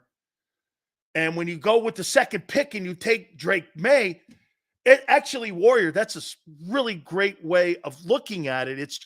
He's saying this, guys. It's a well thought out take. Hey, Sills, I'd rather get the kid on a rookie contract where I'm not spending $50 million a year. And if the gamble doesn't pay off, I don't have to pick the option up and I can let the guy go. That's why with the Giants picking up the option, or no, not picking up the option on Daniel Jones and then paying him the 40 over 3 was a complete disaster. It was a complete disaster. Warrior, that's a heck of a take. Okay? Heck of a take. Happy anniversary to you and your cool broadcast. The best to tune into. Cheers, brother. Thank you. It's more around the 28th, but April is a 3-year anniversary. So, hey, you know what we'll do? We'll celebrate the entire month of April that this is our 3rd year here on JAKIB. Yeah. Quarterbacks are a crapshoot. Scouts couldn't see Mahomes coming, but love Trubinsky, Purdy. Actually, Anthony, that draft that Mahomes was taking,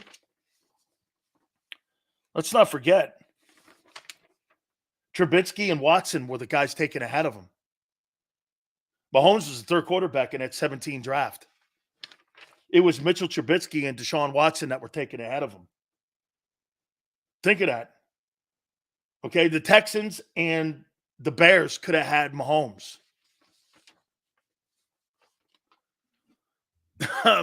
Right?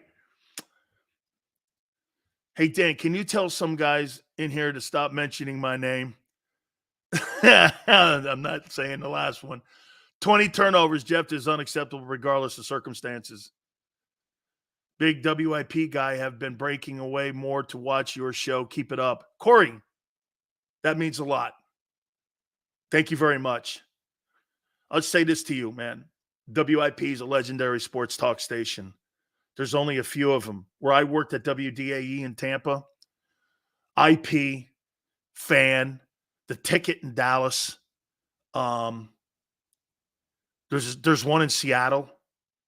Really not very good sports talk stations in Chicago. There's horrible ones in Miami. The Pittsburgh one is pretty good. San Francisco, KNBR, where I worked, is another spectacular station. Los Angeles has horrible ones. They don't even use Arbitron anymore. San Diego, when I worked at the Mighty 1090, I did the shift that Wolfman Jack did. And I ended up with higher ratings than he ever had, which was crazy. Which was absolute crazy. So thank you so much, man. I appreciate that because WIP is a legendary station. Unfortunately, they don't have legendary hosts anymore like they once did. Howard and Angelo, all them guys who were on that station that made that thing spectacular. And it's really, as I told LJ and all of you guys, what made WIP great is you. And that's what you're doing here for us, is because it's really you. Those hosts come and go. The numbers on WIP, they don't go anywhere. They don't.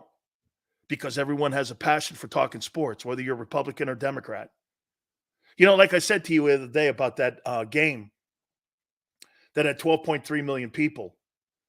What was great about that game, Republicans and Democrats tuned in to watch LSU take on Snow White, Iowa. It had a Magic Johnson feel to it and Larry Bird. It had all of the things that we were in a comfort zone over, so we don't have to watch the political nightmare that we're watching. And as we get closer to November, we're going to hate tuning on all of the political ads. Remember that. Whether it's the NBA playoffs, NHL playoffs, baseball, college football coming up, this year, folks, you know what's going to be a real nightmare?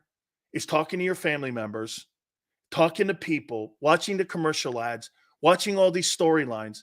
Thank God we have sports. That was a comfort zone thing the other night when you watched Caitlin and Angel Reese. It was a comfort zone. It took us all out of it and put us in a room. And that's why I say football is the only place on the planet where you can sit at Lincoln Financial and a Republican, Democrat, and an independent are sitting there going, hey, what do you think we should do on 3rd and 7? And everyone answer.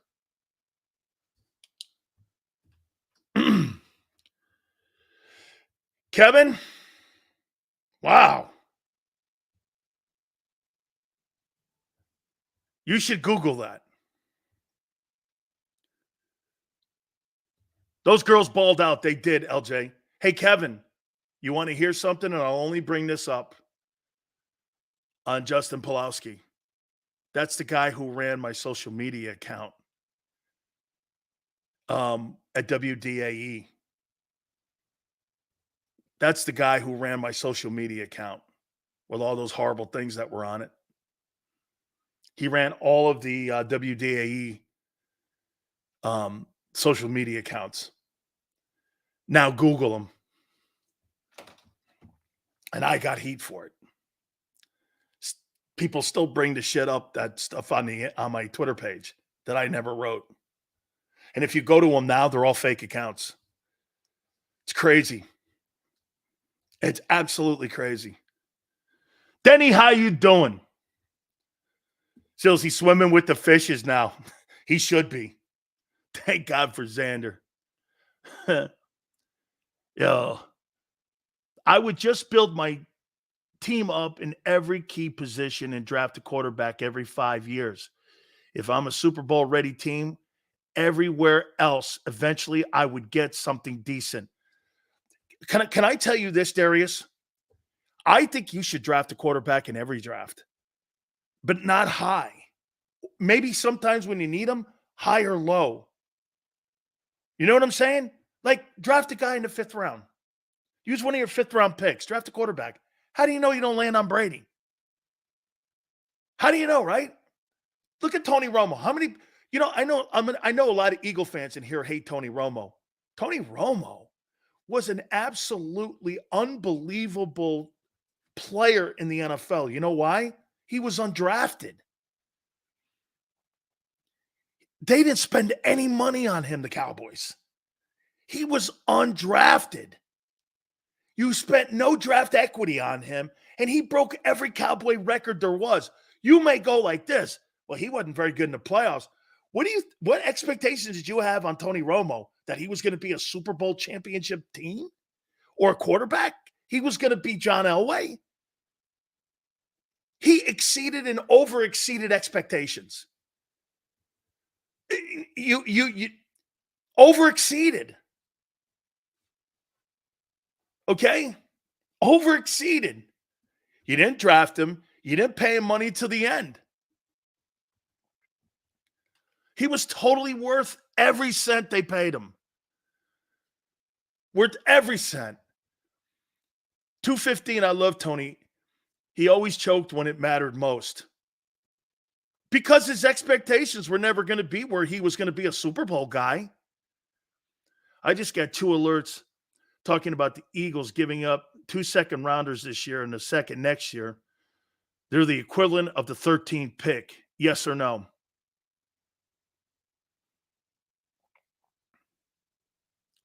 So the Eagles would have the 13th and the 22nd? Giving up their 2-2s, 50 and 53? Would I do it? What would the Eagles want to draft? Why would they want 2 1s and not multiple picks? What are they looking for in the first? Offensive lineman, edge? Or would they go wide receiver? Or would they get Bowers? Is it Bowers at 13? It's Bowers. It's Bowers. It's Bowers. Georgia, it's Bowers. It's Bowers.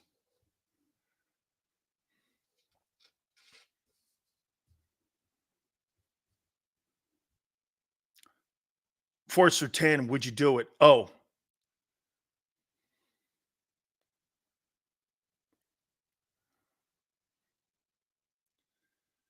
The Denver Broncos would never do that. You'd have to give 13 and 22 up for Surtain. Now, let's think about something here, though. Who drafted Patrick Surtain? You guys know who drafted Patrick Surtain? Vic Fangio did.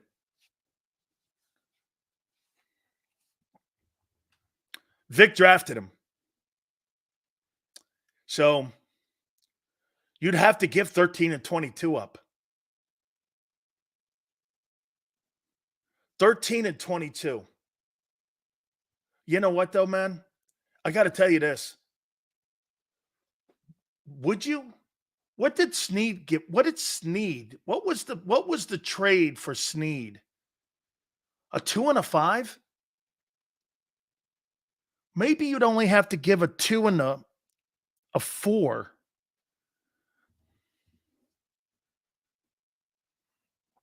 Or the 2 2s. 2 2s and a 4? I mean, because Snead for the 13th pick.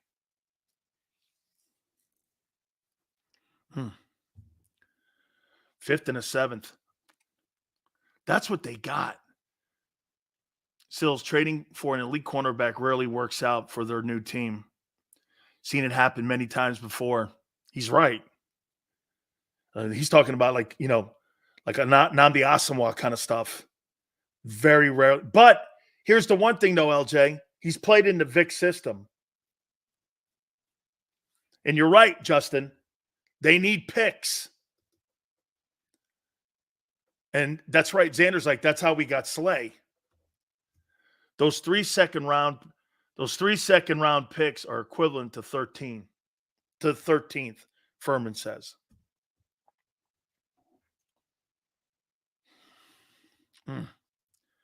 Seals, I can't justify the Eagles going anywhere besides O-line or best defensive player available, skill positions, and that last thing Eagles needed. You're not wrong. Anthony, and he's young for most free agent star corners. I think he's 25, and I think they just picked his option up. So you'd have the option year too with him next year. Then you can extend him in the offseason. Now, for every Nnamdi Asamoah, there's an Aqib Talib. Holy smokes, I'm seeing the same over and over. I'm sure the Eagles are going to make the best adjustments. True, Xander, but Kadri Diggs and Adams and a bunch more have backfired. Even Ramsey took a bit. When Ramsey came over from the Rams, it wasn't seamless. It took him 2 years to get it done there, and that was after Wade left and they got Raheem in the building.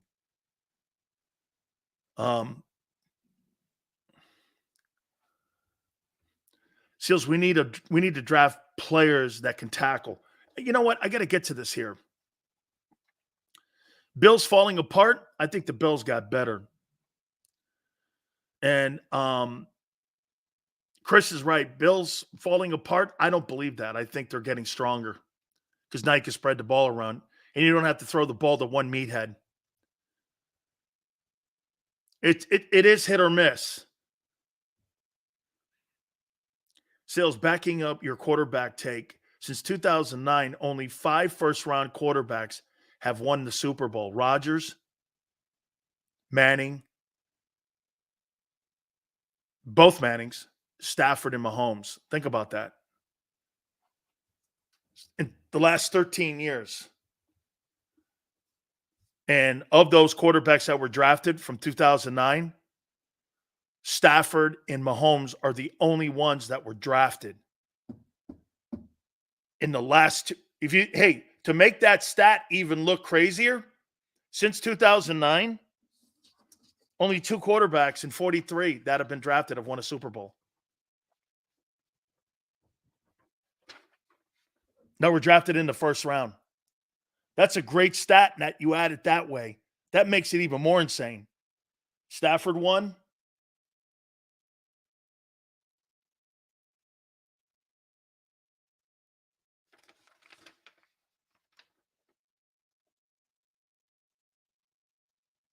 Mahomes. And that's it.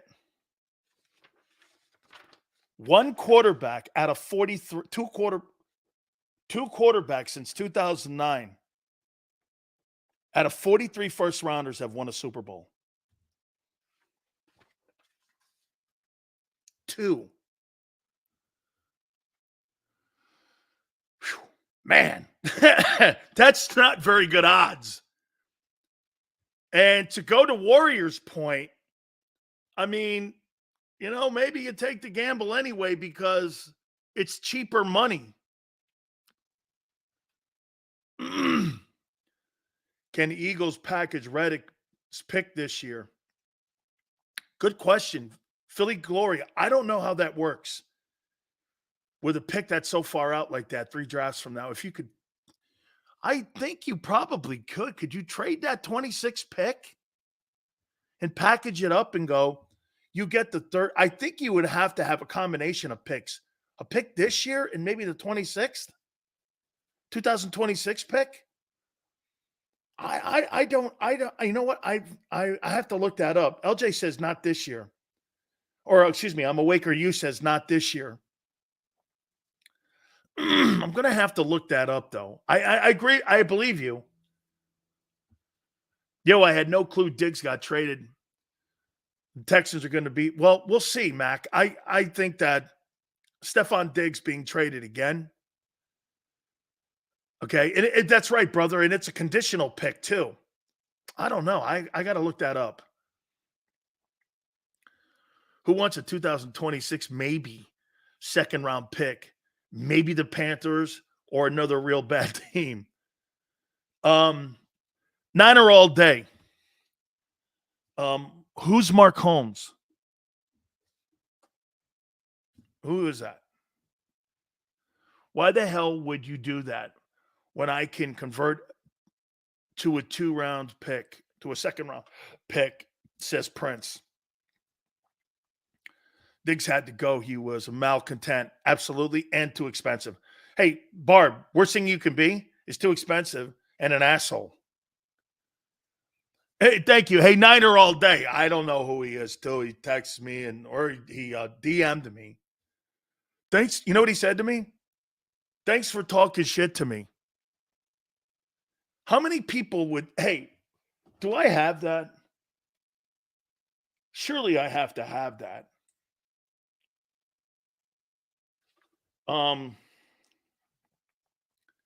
Hang on for a second here. It's Zoom. Hey, Xander, did you send Howard Cross his link? It's Zoom.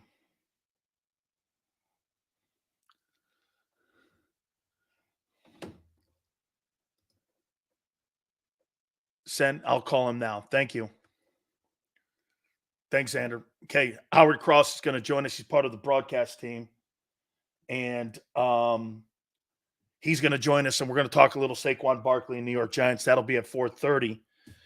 Our last word on college sports, we're going to break down the draft. That'll be with our friend Tony Sakusa at 5:30 Eastern. Can't believe I said it, but it's true. Hold on for a second here. I got something in here from this guy. Let's see here. Here it is. It's Cowboy Jobu. This is what he wrote. Nice hit on me yesterday. Loved it. I don't know the guy from a can of paint.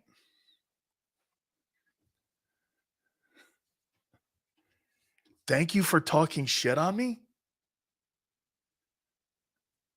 The only guy that gets away with that is LJ and Prince and some of you other people, even Barb. Only people that get away with talking shit on me are you folks in here. Drew, all of you guys. Crowley.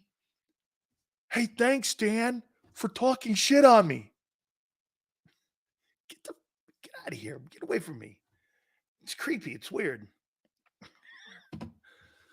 You're welcome. Steve, you too. Dude, hey, Dan, I want to thank you for talking shit on me. Okay. Don't DM me again. Hey, Barb. Hey, Dan, thank you very much for acknowledging me, talking shit to me, and calling me an asshole. And calling me John Holmes. Okay. Hey, I wish some of the people at the NovaCare Center felt that way. Oh, man. Hey, look at Bob. Bob's going like this. Hey, Sills, thanks for the kick in the nuts. You're welcome. Holy cow, man. Oh, nice hit job on me. Dude, I don't know who you are. Thank you, LJ. Dude, what on, man?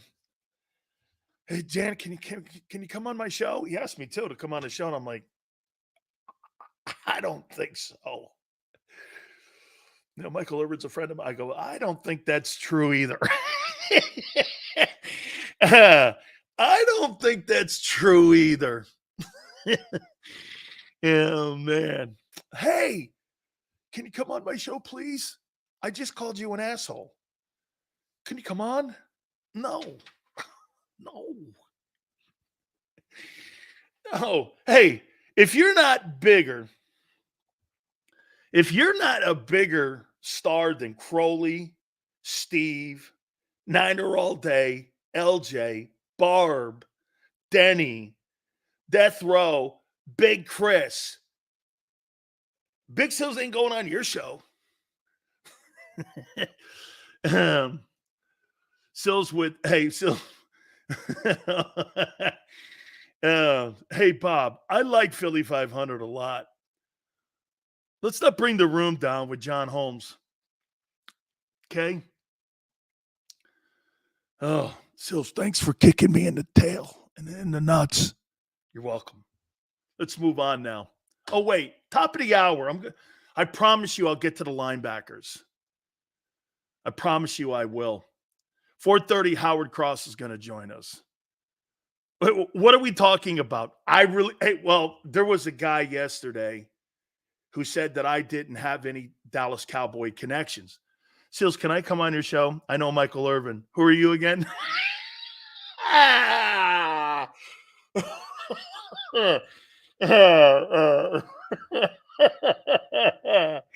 I'm sorry. Hey, Q, I'm sorry I act like this. Dude, honest to God, that guy, John Holmes, has no shot at going on before LJ. He has no shot. That guy has no shot.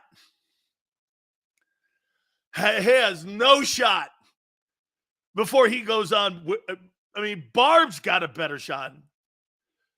Okay? Hey, Dan, could you please squeeze my nuts? I mean, this guy's been talking about me for 24 hours. Xander, you know what Xander is, too? He's such an asshole. Xander put these 2 clips out there, and it baited him. And the guy's like this. Now he's harassing me. So Xander put this guy on me. And so now the guy's like, nice hit piece. I'm like, what are we talking about? Xander goes, yeah, take a look what I did. I'm going like, my God. Hey, 3 years, thanks. Yeah, I got stalkers now.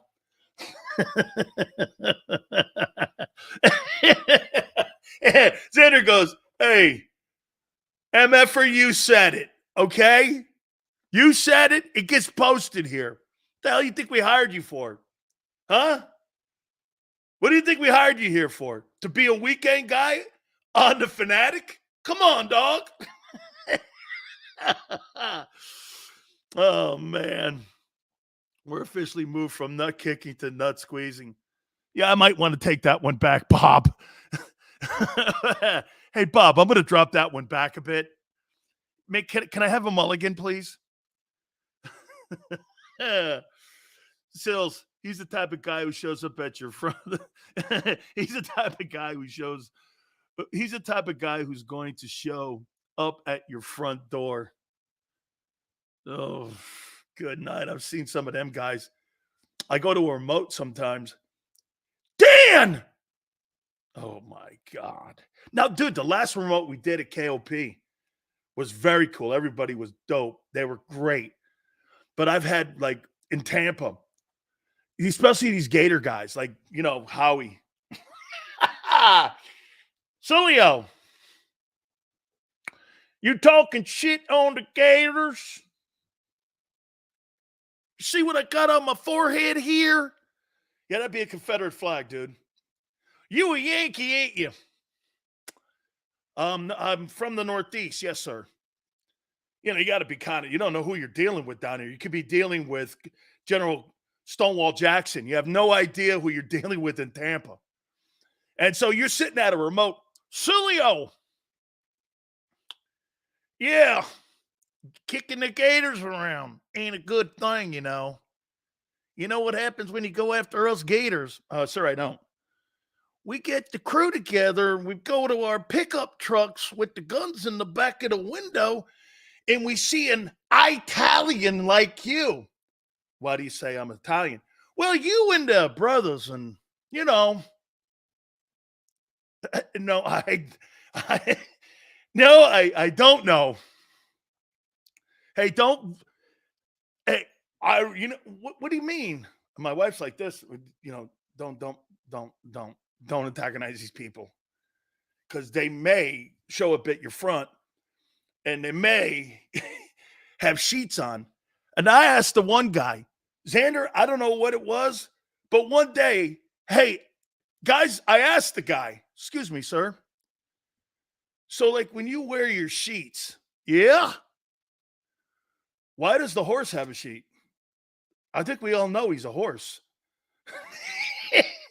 The guy, he did laugh. I go, why do you put a sheet on the horse? And the guy goes, this is at a remote. And this is on the air. And this guy was a total redneck from like Pasco County or some shit. And he was going in because I was killing the Gators, just killing them. I Tebow. I wasn't killing Tebow. I was killing that liar, urban liar. And he goes like this. He goes, I go, what? You know, you guys wear them sheets. Why does a horse have a sheet? I know he's a horse. And the guy goes, what kind of question is that? I said, I don't know. Why does a horse have a sheet on? He's a horse. Do horses look different? Yeah. You know me, man.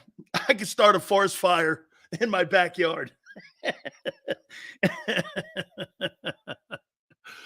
Bunch of Florida guys showing up at Sills' remote with a pouch of red. Oh my God, absolutely.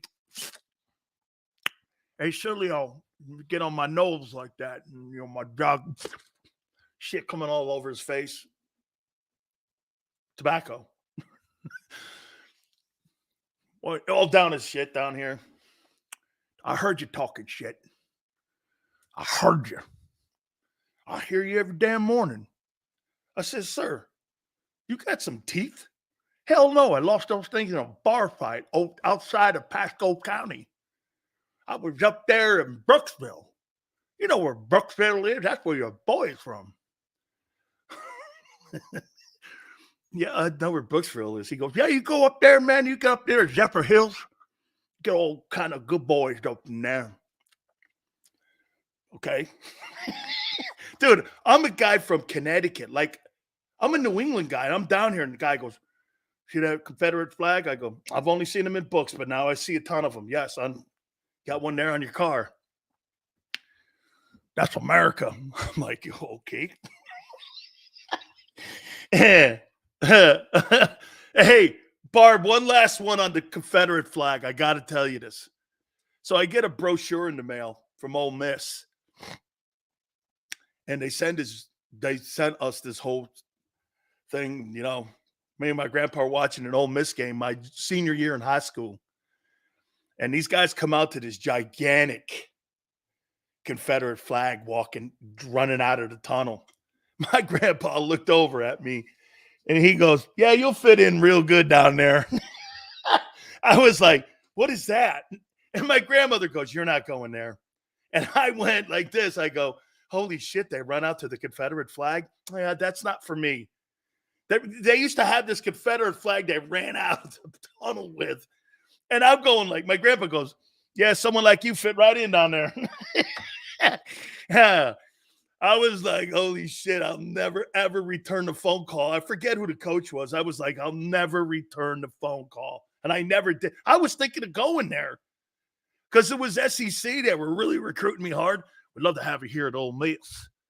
I saw this thing. My granddad and I were watching the game. My grandpa goes, yep, you fit in right down there following that Confederate flag. I'm like, that's not happening. Yeah, I don't think so. All right. We are going to finally get into Big Sills' top 10 linebackers. Howard Cross will join us from the broadcast team of the New York Giants at 4:30 Eastern. And we will talk to our friend Tony Sakusa from The Last Word on College Sports. That'll be at 5:30. We'll break down the draft with him. Hit the like button. You guys have been awesome, man. A lot of fun here today. Please hit the like button and keep it here on the National Football Show. Underdog Fantasy is the easiest place to play fantasy sports, and certainly the easiest when you're watching the NBA. And the NBA playoffs are almost here, and you can win money making picks. What are you waiting for? Sign up on UnderdogFantasy.com and use the promo code WIN. An Underdog will double your first deposit up to $100. That's UnderdogFantasy.com. Use the promo code WIN.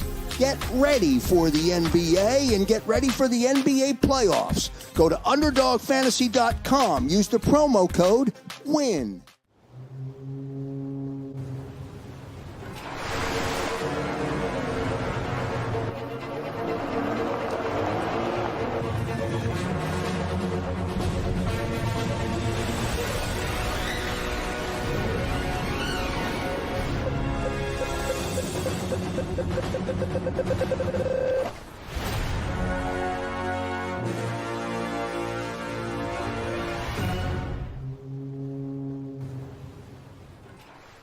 Philadelphia fans were cut from a different cloth. Born into a brotherhood and bonded to our team for life. We believe anything is possible because we've witnessed the impossible. While we may be from different neighborhoods, come Sunday, we are one, and we will be heard. Pondley Hockey, official partner of the Philadelphia Eagles. Hi everybody, my name's Jason Lombardi. I'm an inspector at DryTech. At DryTech we offer three major services, the first one being basement waterproofing. The second service we offer is foundation and structural repairs. And then the third service that we offer is mold remediation. If you feel you are having a waterproofing issue, give DryTech a call or check us out online.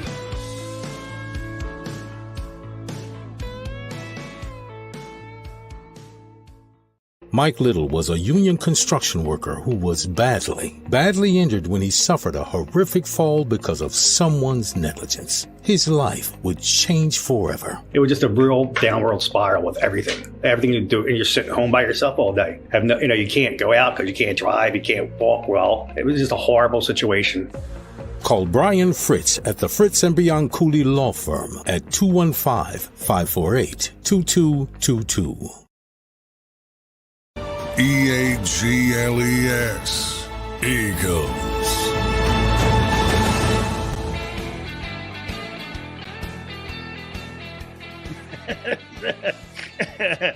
Xander's like, dog, man, you've been drag teasing this thing with these linebackers for 2 hours. Let's go. I'm going to get to it here in a minute. I promise you here. Oi. Huh? All right. I'll get there. I'm going to do my top 10 linebackers, my Big Sills top 10 linebackers here. Big Sills, what are your thoughts on the DT Brandon Fisk out of Florida State? Considering the scheme, we need another DT. He's a good football player. He made a lot of big plays last year for them. I think they did a really great job of recruiting defensive front linemen. They've been killing the University of Miami the last 3 years, and especially up front. They got some quality guys there. I think Mike Norvell has done a really nice job. Okay, I really do. I think he's done a really nice job in recruiting. And to me, that they recruit like a Southeastern Conference team. That kid's a good football player. Okay? He's a good football player. I'll get there in a minute, but I guess Larry Holmes is like going around. He's really proud that I acknowledged him. So, hey, Larry, if you're in here, have a great time on your podcast, and congratulations to you. Okay, so just want you to know, congratulations to you, Larry. Keep punching away. Hey, you made me notice, Larry. You made me notice. So, I think it's because of Xander, though. But other than that, hey, you're lucky, Larry, that Xander Krause knows what's going on. Because I really don't know who these people are. Shit, I didn't know who Harry what's-his-name was when I was doing the middle. I didn't even know who Harry was. I shouldn't say that. That's not nice. You know. I don't even know who Harry. I know. I should stop. Warrior, you've been killing it today, man.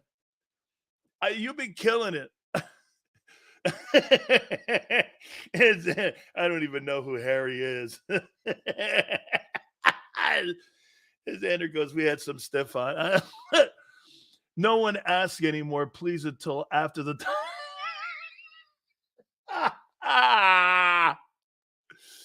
You too, huh? All right. One last thing. All right? Stop thinking that Ava Braun is going to be a better linebacker than TJ Edwards. He's not. Okay? Ava Braun is not going to be a better linebacker than TJ Edwards. I hear everyone going, this guy's going to be great. He's not. Okay? He's going to be a special teams. Twiz, Ava Braun is not going to be a great linebacker. Give me a break. All right. Without further ado, before I get hammered. Not drunk. Hammered. The Big Sills top 10 linebackers. For the Eagles' delight that I have handpicked. Okay? These are the potential prospects that I've watched. Okay? Let's start down at the bottom. Jalen Ford, Texas, 6'3", 240, was a 5-star recruit when he was in high school. Here's a guy with big size, can play the run. I don't think he's exceptional because I don't think he played. Here's the problem with him. I think he has really great skills, but I don't think he played against really great skilled people. And when you don't play against really great skilled people, do you know who the best player he played against? The people on his own Texas team. And when you have something like that, that's a problem when you're not being in a competitive situation, which means you don't grow. He was a 5-star kid at Texas and never fulfilled his destiny at Texas. He was supposed to be one of the elite players. And it's because of the Big 12. Now, that's dynamics going to change. You know, when Texas and Oklahoma go to the Southeastern Conference, how many wins do you think Oklahoma and Texas are going to have over the next 3 years? 7 wins a year? If they're lucky, they'll beat Kentucky. If you think you're going to go into the SEC and you're Texas and OU, and you think you're going to go in there. Now, here's the one thing that I will give OU and Texas. They're going to have a ton of money. A lot of the Texas money with NIL are going to go to those programs. So they're going to be good in 3 years, but the first couple of years, they're going to struggle because of them playing better competition week in and week out. When you're Alabama, you're playing Georgia, LSU, Texas A&M, Florida, Tennessee. This is every week. You don't get a day off. You know, when Alabama plays Tennessee, Chattanooga, fuck, they need that. Because then they got Auburn usually on the other side of that. That's a tough stretch. Number 9, Tyron Hooper, Missouri. I'll tell you one thing, 6'2", 230. That Missouri defense was good. They are going to have about 3 or 4 players get drafted off that starting defense. Missouri was a sleeper in the Southeastern Conference this last year. They did a hell of a job. That was a good unit. I didn't think their offense was all that good, but Missouri made a bounce back. And this is one, I think they got a D lineman, an edge rusher, and a corner that is going to get drafted in the first 3 rounds also. This kid's a good player, and he's a big kid, 6'2", 230. And I think he's a great athlete. Again, you know, he's in a bunch of guys that are in that 90, 91, 92, 93 kind of rating. So you're not going to have a lot of drop-off. I think these 10 guys are good enough to play and make rosters.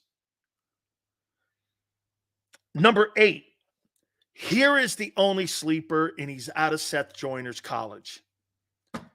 Trice Knight, UTEP, 6'1", 230. I don't feel this is good enough for the Eagles because you're already kind of undersized at that position in the inside. Your right inside linebacker and your left inside linebacker are barely 6 feet. And I want a little more size inside there. He's a really good player. But again, this is a competition thing for me. Who's he playing, UTEP? I mean, right? New Mexico State? San Diego State? Okay, those are good. That's a good program. But really? You're playing Mountain West teams. Utah State? You know what I mean? He looks good on film, though. Now, here is a guy I want you to listen to, Nick, okay? And here's something to think about. James Williams, University of Miami, 6'4", 230 pounds. Here is the hidden gem with him. Again, I told you, little mouthy. But you know what you can do with him? You can put him up in a 3-point. You could put him in a 4-point.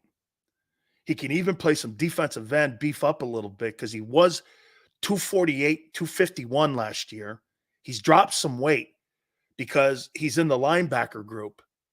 But he's a versatile dude that you can do multiple things. And remember I said James Williams. This is a guy that Vic Fangio covets. This type of prototype. Okay? No, well, hey, 11, 17, he could be University of Miami, or he could be Southern Cal, or he could be the University of Washington. In my opinion, it really doesn't matter. It's a skill set. You can stand him up. You can put him in a 3-point, and he can play an end for you and set the edge. So he's kind of fitness. He's like Micah Parsons, but more physical. He was a 4-star kid going to UM. And again, they had a really good defense last year. Their offense just was wobbled all over the place. And it put them in bad situations. They beat Clemson, and he was a fixture on that game. He's a good football player. He just needs to control himself. You know, I've talked to him. He's called me a ton of times. How'd you do it? I go, not well. But I had Jerome next to me. And as much as Jerome was mouthy, Jerome knew how to control himself. I wasn't the best. He was a little better than me. Next guy, 6. I just think Trotter Jr. is too small. He's 6 feet, 228, 230. I think he's too small. I think he's Nakobe Dean 2.0. I think he's a good football player. I just personally think, hey, will somebody do me a favor? What was the size of Joey Porter, the kid from Penn State? What was Porter's size? Because was Porter the same size at 6 foot 230? Was he in that conversation like that? You know what? And for me, Jeremiah Trotter, I mean, look, the name is sexy, obviously. He's okay. So Porter was 6'2", right, Steve? Yeah, man, that's kind of where you want to be. You want to be 6'2", 235, some shit like that. You want to 6'2", 192, 194. He was a linebacker. Wow. He had a great year in Pittsburgh. He had a great year. I don't know, man. I'm a little bit suspect on Porter's size. Okay? I think so too. Anthony, I hate to say it, but I think Trotter's another Dean. Oh, Joey Porter's a corner. 6'2", 194. I thought they played him in multiple positions at Penn State. Am I wrong when I say that, guys? I thought they dropped him down in the box. They put him in nickel slot, and they also put him on the corner. I thought they played him all over the place. I hate saying that about Trotter Jr. Okay, here's the 5 guys now. Now, these 5 guys, in my opinion, are separated. from the rest of the other 5. You got Junior Colson, Michigan, 6'2", 238. He's a good football player. Sideline to sideline, and they won that national championship with 2 reasons. They ran the ball. 3 reasons. They ran the ball, they played lights out defense, and they didn't turn the ball over. That's how Michigan won that national championship. And Junior Colson may have been the best player on that team. He was just electric, man. He is a good-looking football player. Sideline to sideline again, can drop in coverage, can play the run well, he's tough as hell, put his nose in the gaps. He doesn't make false steps. Man, he was good. This kid, Cedric Gray, I saw somebody bring his name up earlier. UNC, 6'2", 235. It's great size. I'll tell you one thing Mac Brown did. Mac Brown did such a great job of recruiting at North Carolina. Hey, he's put a ton of guys in the pros. He's done a spectacular job at being the head coach in North Carolina. And they've done it on both sides of the football. There's going to be a ton of guys drafted out of Carolina. Shit, the quarterback's going to go in the top 5 picks. I mean, he's a good-looking player. And, boy, that defense did a job on Mike Haynes and a lot of teams inside the ACC. Not a huge ACC guy unless it's FSU or Clemson. Those 2 programs are the best programs in the ACC. The rest of them, Miami recruits well. They got to win. Number 3, Trayvon Wallace, Kentucky, 6'1", 237. He's a packed kid. Man, I know Xander watches Southeastern Conference football. When you put on a tape of a Stoops defense, Mark Stoops was a coach at Miami, University of Miami. And when you put the tape on of this kid Wallace, let me make a comparison. He runs like Fred Warner. He's not quite as big height-wise. Who was that other linebacker that the 49ers had that just got elected to the Hall of Fame? That kid Wallace is really good. Put a Kentucky game on. It doesn't matter if it's Bama, LSU, A&M. This guy knocks people out. He is a great-looking prospect, man. Like I said, 6'1", I'd like to have it a little bit more, like 6'1", 6'2", 6'3". He's like Patrick Willis. Willis played at Virginia. And this kid, Trayvon Wallace, man, he can play football. He's really a good-looking player, man. Number 2, this was a tough debate because I've been pushing one of these guys to be the top guy. I've changed my opinion. I got Edgerrin Cooper, number 2, Texas A&M, 6'2", 230. Fabulous. Just athleticism, 5-star kid. I think Dumbo Fisher and that defense was awful in how they coached him, how they used him. They should have moved him around more like Myles Garrett and played him like Garrett more. He's just really a good-looking football prospect. He's a little shorter than I thought. I thought he was going to be in the 6'4" range. But he's 6'2", 230, and he's inside. Man, I'd love to have that kid inside. You put him next to Devin White, I think you changed the linebacker room. You put him in there, I think you change your linebacker room. Okay? Bryce Huff, Devin White, Edgerrin Cooper, and Nolan Smith. I could change the room a little bit. And I got Peyton Wilson, North Carolina, 6'4", 235. Absolutely spectacular. Best prospect, everything you want in the guy. And you got to remember something about the linebacker position. Before I bring Howard Cross on, and I bet you Howard agrees with this. This kid, Brock Bowers, that's coming out of Georgia. You know why he'll make a bigger impact than anybody in the draft? Because the linebacking position in the National Football League is not what it was when Howard played. Howard was in the league when you had Mike Singletary, Lawrence Taylor, you had Wilbur Marshall, you had all these great players. Ron Rivera was great.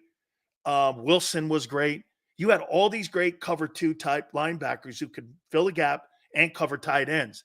You don't have that in today's NFL. It's a mismatched position, and it's why the tight end position has become so prevalent in many offenses. All that said, we'll revisit this here, but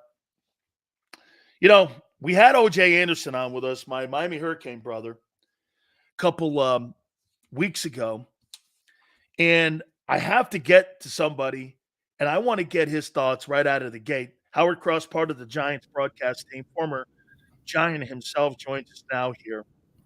And there aren't a lot of happy people. By the way, Howard, thank you so much for doing this for me, my friend.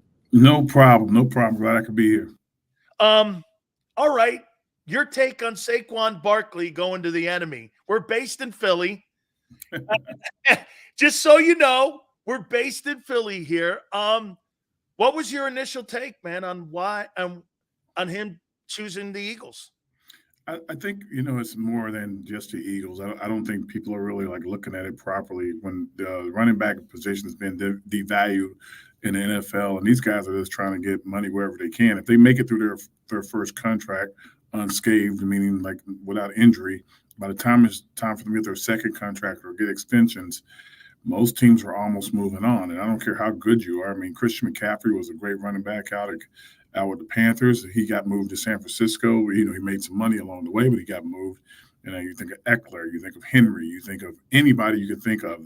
They're all being moved and looked past because there's always backs coming out in the draft. And I think people believe that if you have a good everything else, the back will kind of fit in and make it more dynamic for you.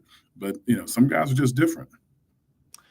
Howard, my uncle played for the Giants, Robustelli, and okay.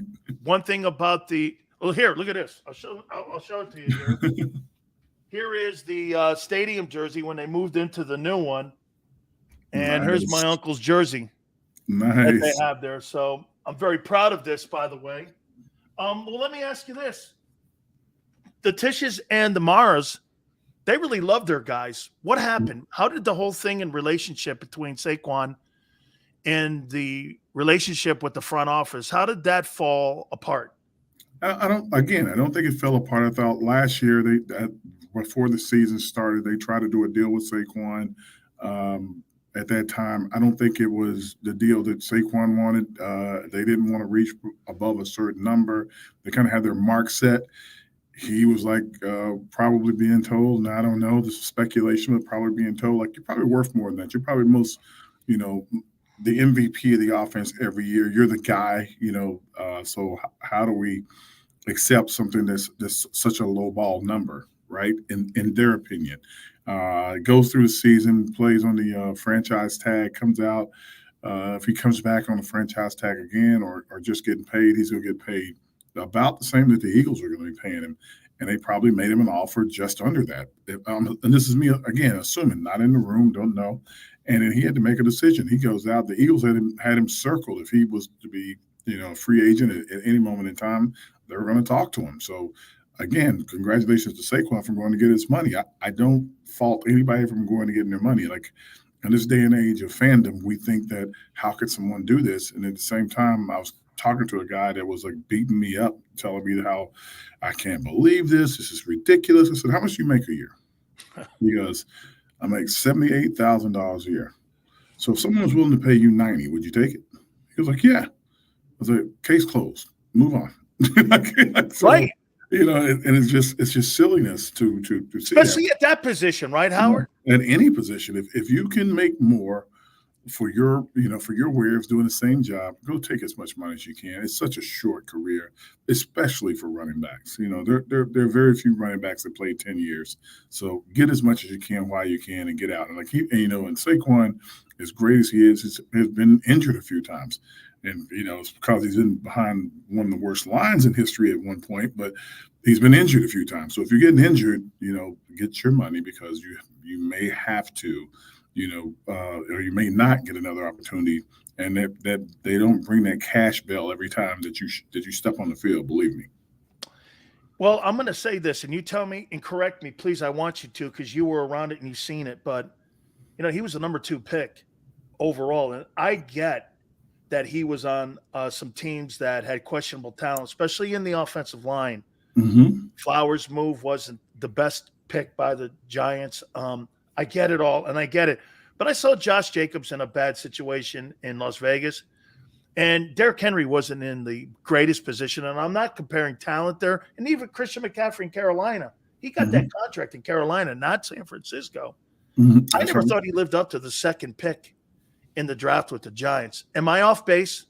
I think that you have to realize that if you look at his numbers and you look at his numbers after contact, which would be the problem with Saquon, his contact was a yard or two in the backfield. So, so when you look at his numbers after contact, his numbers are extraordinarily impressive. Like he got over 900 yards last year and he missed 3 games, right? So he's a dynamic player. If he can take some of the hits off of his body at the line of scrimmage, he's going to make he's going to make a team pretty well. I think the Eagles will do better. They have a better front. They have weapons on the outside. Well, they did have 2 weapons on the outside. They have weapons on the outside. They have a good tight end. So, you have a quarterback that's mobile a lot like Daniel. So you have a lot of things that you can't just say like we used to watch. If they faked the ball to Saquon, the entire defense would like move 2 or 3 steps in his direction before they came back to see where the ball was. So that was, he was a big threat for the offense. When you have to watch outside on both sides for the receivers, and you have to watch the tight end, you have to watch the quarterback. You can't just say, "I'm going to watch Saquon." That's going to be the biggest difference for him playing with the Eagles. Do you think durability is also something that you have to be cognizant of? Like, because again, this injury happened to him, like I think 3 years ago. So, you look at what's happened over the last 4 years. He's averaged like 735. He had a 1,300-yard year a couple of years back. I get it. He was really good in that season. Is something like you want to monitor him? I'll call it like a pitch count, Howard. You want to keep him under 220, 230 carries to keep him fresh and effective. If that's what's going to be something that the Eagles have to look at? I don't think that's not even a question. I don't think the Eagles are going to run him 300 times a game, 300 times a year. I just don't think that's not how they're going to use him. I don't think that's, even if he was that, first year coming out and he had that kind of ability, I don't think the Eagles are going to, throw away their offense and throw away their abilities of the receivers. The receivers would be really having a hard time if Saquon was getting every touch, every play. It changes the dynamic of the team. You have a quarterback that can run the ball. You have Saquon that can run the ball. You got receivers that are going to really put pressure on guys. You have a great tight end that can catch the ball in a mid-range area. So there are a lot of people that need to touch the ball, and saying that you're going to grind it out also means you're not going to score as many points, right? So if you're grinding it out, you're trying to eat up the clock. Even if he has a long break, and like Derrick Henry would have long runs, but it was like the 2, the 1, the 1, the -1, the 2, the 1, 60 yards, touchdown. Oh, that's great, but you can't keep doing that, because when you have those missed opportunities, they turn into from second and 12s to 3rd and 12s, and you don't want to put yourself in that position every time. It just changes the future of your offense. And again, if he's the focal point of the offense, then he won't be as effective. And that's how I view it. I think he's a dynamic he's a game breaker. But if everybody on defense just stop 2-6, everything else will work out. Just stop 2-6. If that's what they're doing, I don't care who's blocking for him. They're going to be able to get to him.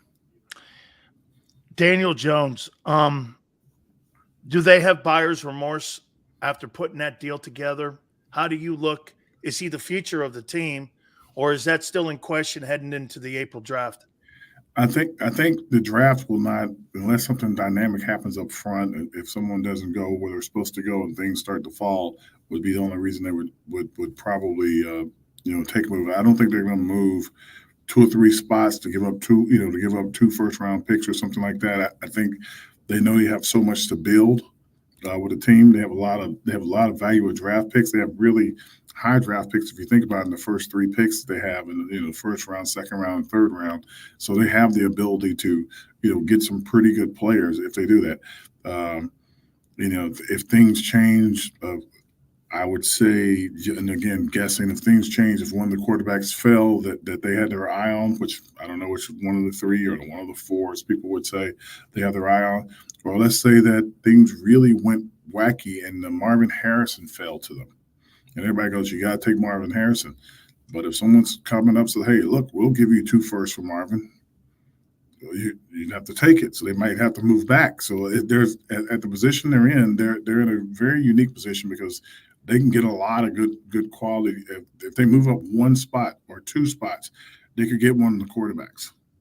If they, if so happens that someone decides not to take one of the quarterbacks and takes big alt, which they should do. He's a great player in Notre Dame.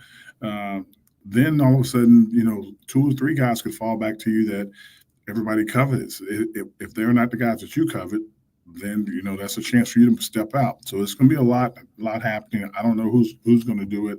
New England has an opportunity if they trade out of their pick, even though they're that high, to get a boatload of picks for it, and they need a lot of help on their team as well. So I just don't know. Minnesota's going to be like, looking for the quarterback, trying to figure out if they get the quarterback of their future.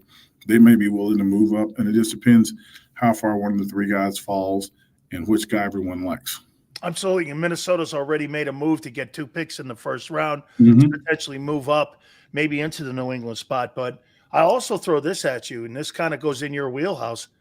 I got a feeling that kid Brock Bowers could land with the Jets or with the Giants also if they're sitting in that position because, and I said this, Howard, he's probably the best player in the draft that could make the biggest impact too because, like, when you played, there were tons of great cover linebackers.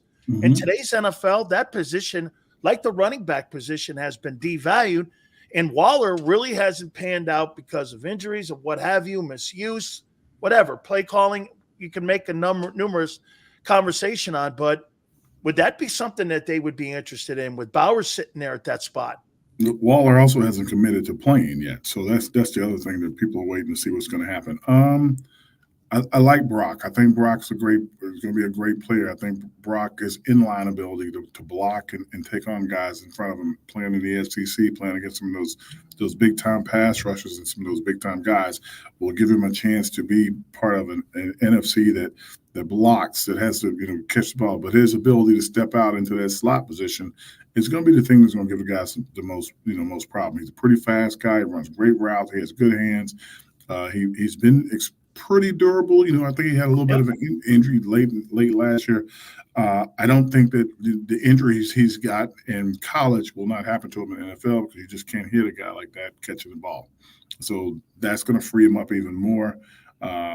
As far as guys covering guys they used to, it's a different league. I mean, back in the day, running a lot could hit you if you pulled up in a curl right in front of him, or one of the linebackers would take you out if you came across the middle, not paying. You'd have to be like head on a swivel all the time, and you just don't have that anymore. And I understand why. I mean, I understand the safety reasons and stuff.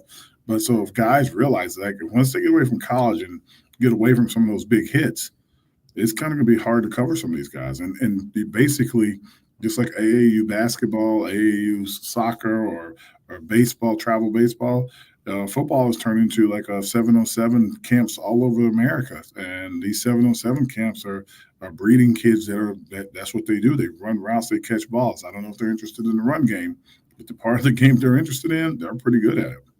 Couple last questions for you here. You got to love what they did, at least in the offseason here, with now Kayvon Thibodeau. Now you got Brian Burns on the other side. You got the big horse in the middle on your front four, or your fronts now and your front seven. You could make an argument now of all the teams in the NFC East that they may have the best pass rushing defense that's in the East now, because they got Pro Bowlers all over the place. I mean, Burns is coveted by everybody, and I was actually shocked at 2 and a 5. I know the salary's high, but they didn't have to give up a king's ransom to get that kid, when last year the Rams were asking for 2 1s and Carolina balked at that. So, I mean, they ended up only giving 2 and 5. I mean, you have to feel good about that the defense was improved, at least in the front seven. The defense is definitely improved. I think they're going to be able to get after the passer, and I think that's the thing that you want to stop and shut down. You got Dak down in Dallas, who's throwing the ball all over the field. You got Jalen, who can move the ball around. We don't know what's going to happen in Washington yet. So if you can get to those guys more frequently and get quarterback hits and get them on the ground and getting them looking off to the sides instead of looking down the field, that's going to help out tremendously. And you got always Sexy Dexy in the middle, who's like, no one wants to see that guy coming at him. I mean, he's a big human being. So you have to be careful of that. Thibodeau will just get better and better, every year, especially when he has, quote unquote, a little more competition on the other side of the line. When he looks over and somebody's coming off and getting sacks, he picks up his level even more because he wants to be that guy. So if you bring in that guy, and now he's like watching him, he's going to be doing everything he can to get back there as well. I think where they're going to have an issue, or not an issue, but yeah, I guess it is an issue. I guess what they're looking at now, Adoree Jackson will not be probably coming back to the Giants. So that means you're going to have an opening at corner. They have a lot of bodies on the team right now, but they don't have what I would consider a starting corner to be opposite of Banks. They had a kid they drafted in the 6th round last year. He played pretty good when he first started, then he got into some bad habits. And once he got into the bad habits, they kind of fell off of him a little bit. Maybe they can keep training him up if they can. Then that would be somebody they could look at to put in that spot. But there are a lot of cornerbacks in this draft because there are a lot of receivers. That'll be somebody they'll be looking at in the draft. Howard, one of the things, and you know this with stability in the Giant organization when it comes to head coaches, and they've had success when they've had stability at that position, and they've had instability in personnel.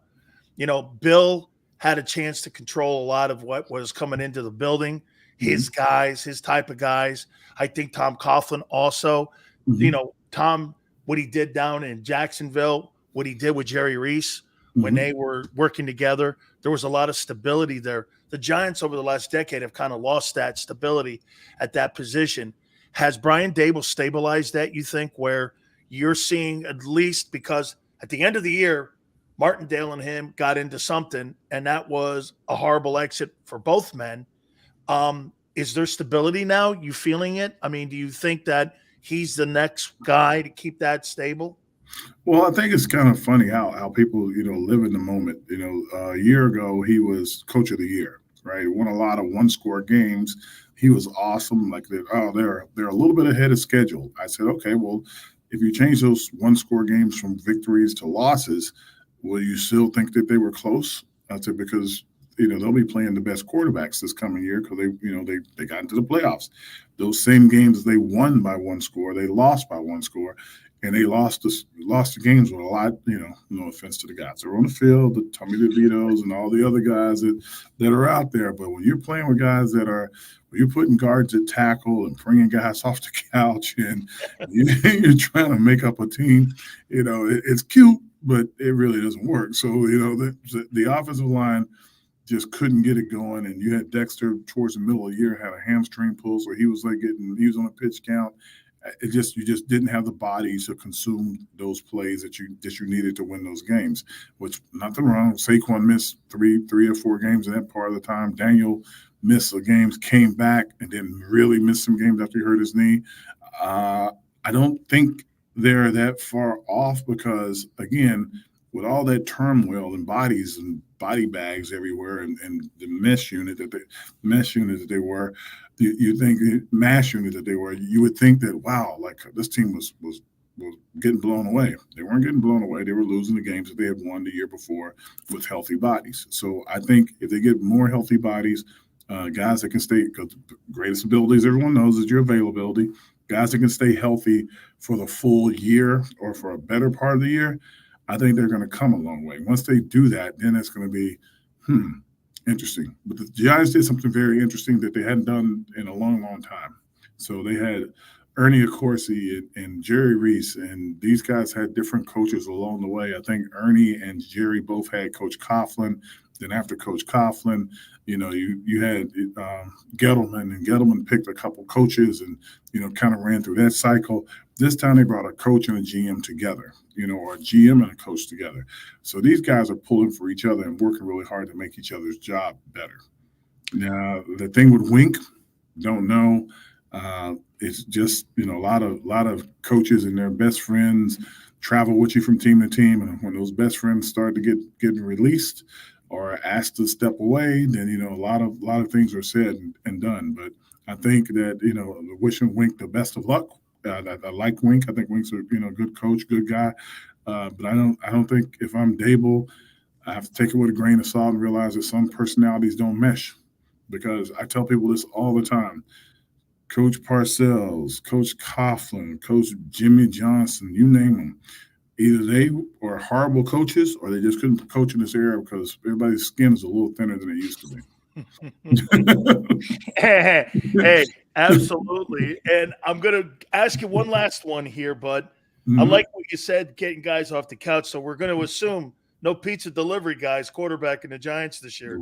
Is that?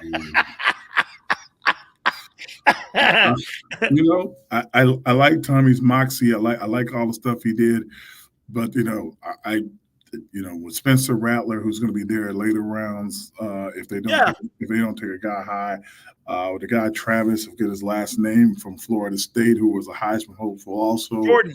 Yeah, Travis Jordan, just going to be out there, and depending on how things fall, Penix could be second, third round if people decide his knees aren't that good. So if you're going to take a quote unquote guy that could be a developmental guy, one, or a guy that comes in, you're not going to put that guy on the practice squad. You have to release him and put him on the practice squad, and you're not going to do that. So that puts Tommy, kind of in jeopardy. If Tommy gets off waivers and is able to come back to the team, on the practice squad, that would probably be great. But I got a feeling that people are going to be like, hey, look, this kid could, if things go sideways, we need somebody that got some reps and that can play. And he'll be able to go in and do it. He's a smart kid. He really studies really hard. I know there's a lot of jokes and everything that went around about him, but he did a really good job. He took a lot of hits, and didn't get rattled, stayed in there and kept going. Once Saquon got back, they even asked him to run the ball a little bit. He showed he could do that. Was able to kind of push the ball down the field. Again, I don't know if we have the greatest receiving room to display that for anybody, but for what they gave him, he did a good job. Finally here, you just mentioned it. Is that where you're thinking they're landing in the first round as wide receiver? If it was me, I'd take Neighbors out of LSU. I think he's probably the best receiver that's not the kid out of Ohio State. Some people like the kid from Washington. They think he's like a bigger version of guys. Even the kid Blair Thomas, the other LSU kid's a pretty good ball player too, but he's not quite Neighbors. No, he's not quite Neighbors. I mean, if you're gonna I want somebody I know that. I have a big thing that everybody makes fun of me about up here. And I'm like, I said, I get tired of hearing people talk about 50-50 balls. Oh, this guy's got great range. He's a 50-50 ball catcher. This is awesome. But this means he's not open. If you run better routes, you're open. Like someone was trying to tell me today, I believe that, Plexico Burst was a great 50-50 ball cover. I said, no, Plexico Burst wasn't. Plex was open. They're like, yeah, but I'm like, no. Open, separation, no one around him. That's what you want. You want guys that can create separation and, have, throws for the quarterback. It's great for a quarterback to be able to thread the needle and all that great stuff. That's cute. But I want guys running routes when nobody's around them and people are like, oh, my God, that guy's so open. That's what causes problems. Did you play for Coach Bryant? No, I'm not quite that old, but I appreciate it. That's right. What am I talking about, man?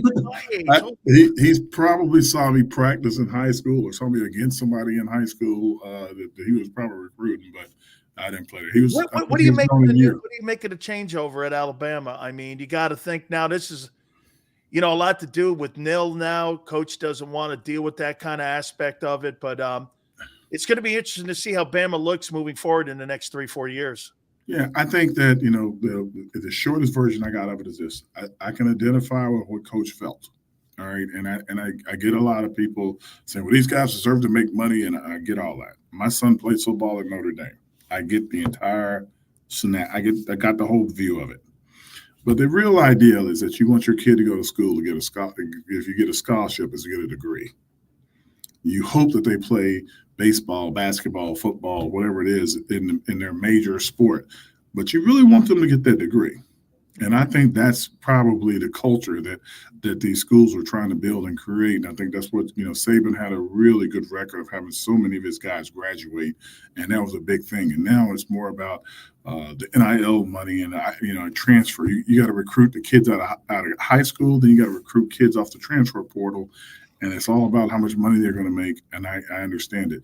The new coach coming in, like the guy, he did a lot with Washington. The tremendous amount of Washington, turning out that he's a pretty good recruiter. If there are kids that are out there and they're watching him, and the first thing I would think is like, I'm going to head to Alabama if I'm a receiver. I got to get there tomorrow because they're going to be putting the ball in the air. If I'm offensive lineman, I got to I'm heading there because I'm like, hey, look, they can shut guys out and block guys. They blocked a bunch of great fronts, so I'm trying to get there. So those are the two things that I'm excited about. Defense, that conference out there, not known for the greatest defenses. So I'm interested to see who he brings in as a defensive coordinator. I know who he brought in, but how they mesh and how they teach the guys, because the SEC is not for the faint of heart. It's not like other conferences, and you can fly in there and on Vanderbilt, and they'll be like, "Oh, wait a minute, I thought this was Vanderbilt." Like, yeah, everybody wants to win, and they get really good kids there in the South. And I tell people this all the time. I say, "Why do you think the SEC is so great?" I said, "Because it's warm. Like, if it's a warm place, I think that a warm place people love. So that's the big moment." Can I get one more on you? Okay. All right. Have you been surprised by Jalen Hurts and how much he has? Now, look, he made a step backwards last year, but as you know, hey, man, you've got to elevate your game. They had issues with the coaching staff last year. There was a nuclear meltdown. But have you been surprised from where he was at Alabama, being demoted, losing his job, then having to transfer, and then getting a $255 million deal with the Eagles is unparalleled? I mean, I don't know if I've ever seen a guy get fired. Maybe Joe Burrow getting fired and told he couldn't play at Ohio State, and he had to go to LSU. I mean, it's pretty remarkable to see where he's come from. Are you surprised? No, I think it's a misnomer the way they're trying to make it out. He got fired. I think it's just two different styles. At Alabama, they had him as the prolific running quarterback. He could throw the ball, but he was more in tune with the play. The RPOs, and the RPOs. The P of the RPO wasn't really that big of a deal for him, because they were just rolling over guys and going and going. And you get into a Georgia game where they're like, okay, we're going to crowd the front with 8 and 9 men. We're not going to let you do that. It wasn't a demotion. It was a change of looks. Like, Georgia wasn't prepared to play against Tua. They weren't, looking for, that kid to be throwing the ball over the field. He gets in, he throws the ball over the field. He looks great. And all of a sudden, Saban's, faced with a dilemma. Do I put my guy back in, or do I put this kid in and see where he goes? And they stayed with Tua. Not a bad choice. They won some national championships and stuff with him. And then you look at Jalen and you wonder, like, how did he, how are they going to make it? How are they going to do? He came back in the following year and beat the same team that he had to go out against. That's one. He leaves after graduating. I want to make sure we say that after graduating from the University of Alabama, he leaves and goes to Oklahoma and has an incredible 1 year there, throwing the ball, moving around, going from the prolific running quarterback, which he still ran the ball, to this quarterback that could sling it all over the field. That was the growth that, if anybody was watching and paying attention, they should have said, like, interesting. All these guys that are quarterbacks that have real ability and they're sons of coaches, they look different. They process different. They have different work ethics. And Jalen's one of those kids. It's crazy that since 2009, only 2 quarterbacks that were drafted in the first round have won Super Bowls: Matthew Stafford and Patrick Mahomes. There's only 2, and there were 43 drafted in that time frame. That just shows you right there, Howard, how hard it is. Well, if that kid Mahomes keeps playing, it's going to be only a few. Yeah, there won't be enough for it to go around. Howard, I got to let you go, man. I could talk forever with you. Thank you so much for always finding time for me, man. I really appreciate it. Thank you, my friend. Have a great one, brother. You got it. That is Howard Cross, part of the broadcast team for the New York Giants. We really appreciate him coming aboard. That was absolutely awesome.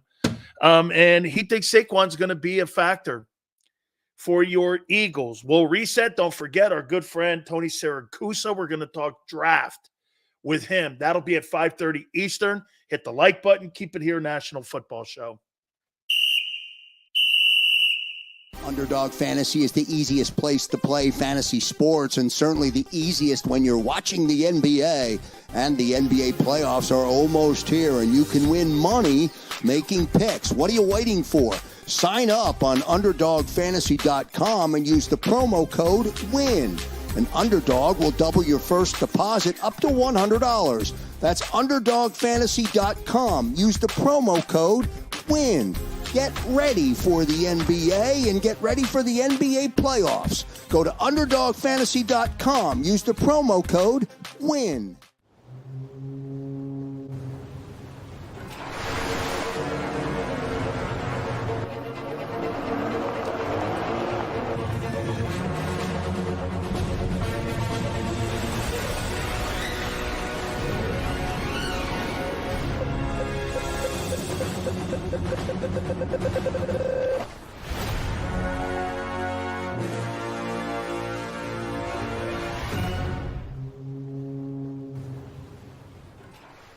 Philadelphia fans were cut from a different cloth.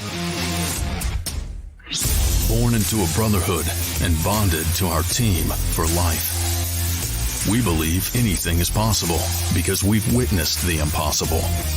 While we may be from different neighborhoods, come Sunday, we are one, and we will be heard.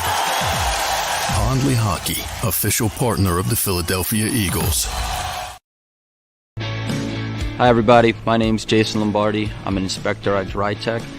At DryTech we offer three major services, the first one being basement waterproofing, the second service we offer is foundation and structural repairs, and then the third service that we offer is mold remediation. If you feel you are having a waterproofing issue, give DryTech a call or check us out online.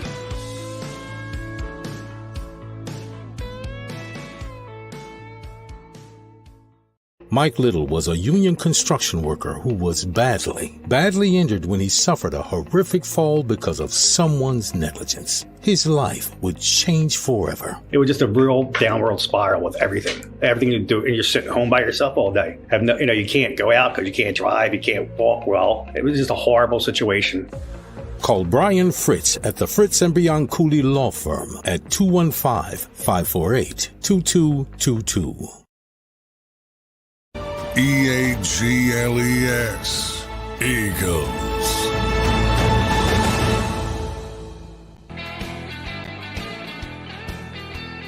Big Sills! So I go over to my Twitter page. This guy Sileo lies. He's been caught in more. You guys cry so freaking much. I can't believe the people. No, I can. I have come to the realization, and not you, but people that are in my business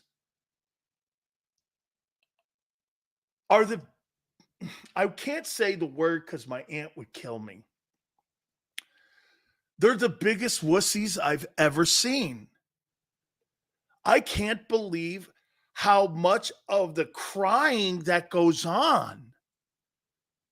And it's these so-called pretend to be reporters. I'm not a reporter. I just happened to talk to Stephen Jones. And the guy calls me a liar because I talked to Stephen Jones when all of you know he's been on here 3-4 times. And they say that's a lie.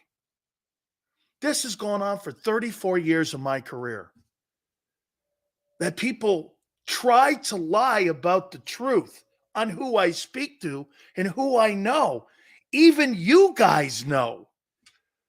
Wait a minute, Stephen Jones, I saw him on. And by the way, you know how I know that? You guys are all saying this. Get that guy to fuck off the show. This is an Eagle show. And you're talking about the CFO of the Cowboys. Go over at Dan Sileo show on my Twitter. This guy's been caught in numerous lies. No, You think there's only one football team that was trying to trade for Stefon Diggs? There's probably 10. There was probably 10. Holy cow. But it's not you guys. It's my hey, all the things that have ever been said about me. You know what Xander said yesterday? Dude, none of that's true. He's been working with me for 3 years now. He knew it when he hired me, though. It's just been validated. None of that stuff's true. It's just people lying so that, get this, the show doesn't grow. We don't grow. Because you know why? They don't like former athletes pissing in their pond. That's what this is all about. They just don't like thoughts and prayers with Hollywood's family. What happened? Anybody has a situation, we're always there for it. Taylor, it's a football show.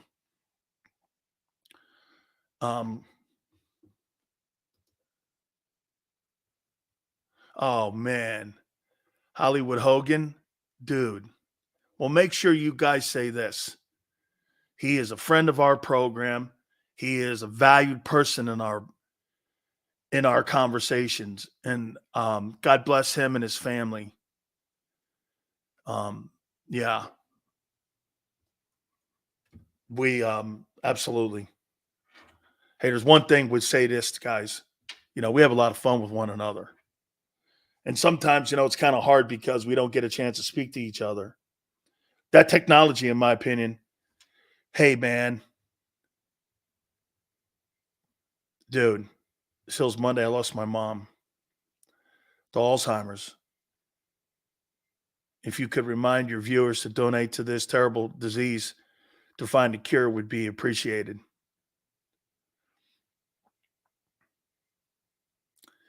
Hogan, I probably shouldn't say it, but when you lose somebody that you love like that, I was with my grandma with her last, breath. And it's a piece of your heart that just you can never fill.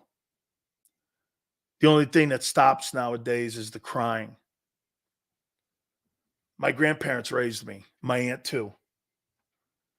And I've never been the same. I haven't gone home since my grandparents died. I haven't gone home. It's too hard for me. And my aunt's there, who I revere just as much. And my Uncle Chuck. But it's hard because it's too much of a reminder. They called me, my grandpa was Big Dan, I was Little Dan. And that's why I call her Dee Dee, Little D. She's named after my grandpa, not me. My daughter's not named, Danielle's not named after me. She's named after my grandpa. So I feel you, Hollywood.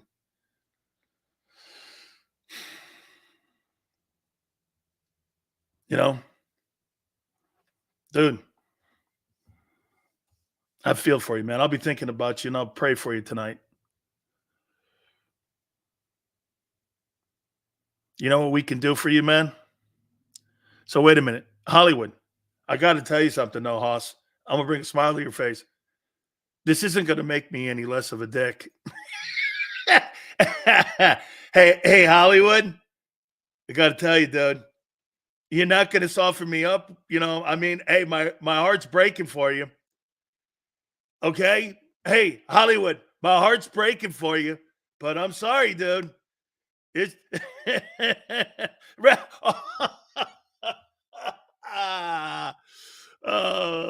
hang on, Hollywood. I got to tell you, I'm not going to lie to you here, man. This isn't going to make me less of a dick now, like Yale just said, I got to keep it real here, Hoss. And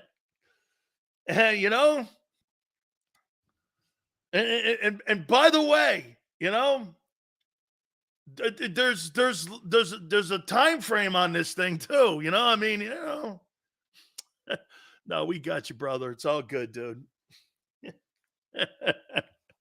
Hey, Fitness Warrior goes, hey, Sills, you know.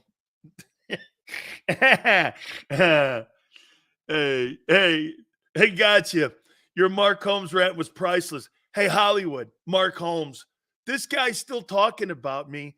And you know what he did? I heard last night. He was laying in bed with his wife going, Dan Sileo talked about me. And she was like, who's Dan Sileo? She's like, this guy who's like a really famous sports guy.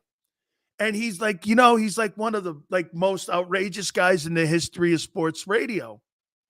Now he's got a show, and she's probably going like, who the hell cares about a guy on a show in Philly?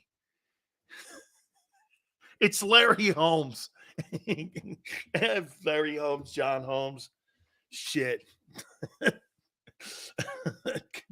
Patrick Holmes. Samantha Holmes. I don't know. The hell do I give a shit about a guy who talks in Dallas to a bunch of meatheads? Hey, Dan Sileo's talking about me. Can you believe it? I can't. My God almighty. Oh, my God. I can't.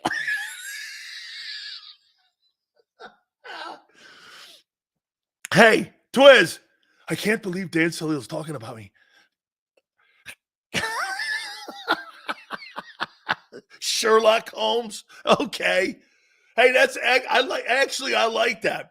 Sherlock Holmes has a YouTube show in Dallas, and he's talking about big sales.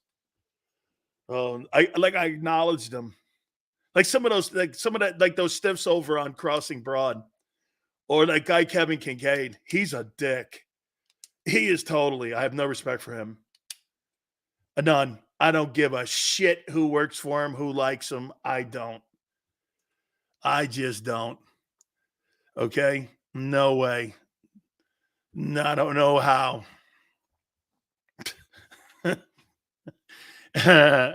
Sherlock Holmes. You're never the same when it's true, man. It's terrible. Still, did you check your pool during the break? Maybe Mahomes is swimming in it. What? What does that mean? Badge of honor when Sills dunks on you. Hey, Twiz, that only works in here. When you're somebody, hey, now I know what you Philly guys and all the guys who watch the show talk about being an outsider, because now I feel it. Who's Larry Holmes? Who's Sherlock Holmes? Who is the guy? He talks about Mozzie Smith. Great. He stinks. Next. Hey, what's this? You want to hear something that'll make Eagle fans feel better? Okay, you ready? Dude, Jordan Davis is an all-pro next to Mozzie Smith. He's all-pro. Who the hell is Larry Holmes? I don't know. I don't know, man. And it's Xander, too, you know. Say something about Larry Holmes and or Sherlock Holmes, whatever we want to call this guy. He's DMing me. Hey, thanks for what was the thing he said? Thanks for whoever has done something like that is just ridiculous. I've never seen that before. And this is this guy's handle. Cowboy BJ, or no, Joe Boo, or I don't know. Nice hit on me yesterday. Loved it.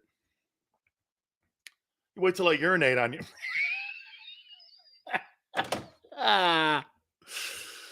Oh. Oh, my God. I got to take a time out, man. My boy Tony Sakusa and I are going to break down the NFL draft. Oh, man. You hearted his message. I did because I'm laughing at him. Okay, wait a minute. You're right. Let me take that off because that does look soft. Undo. Yeah. Look, I undid it. I did. I don't know the guy from a can of paint. Look how many times he texted me. So here's the other one. How you doing? I'm Mark Holmes. See? I'm Mark Holmes. JAKIB Sports Report. And one of my followers said you might be interested in talking with me. That's not true. I don't know who you are, kid. Hello, Dan. Holmes, Jubu. Good friends with Philly 500. I'll have to double check that.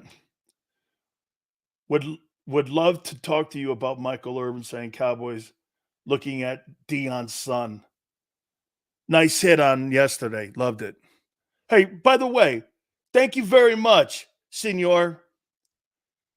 Okay? Should I put the laugh emoji? You want the laugh emoji on that? Let me put the laugh emoji. Hello, Mark Holmes. Nice hit job on me. Shut up.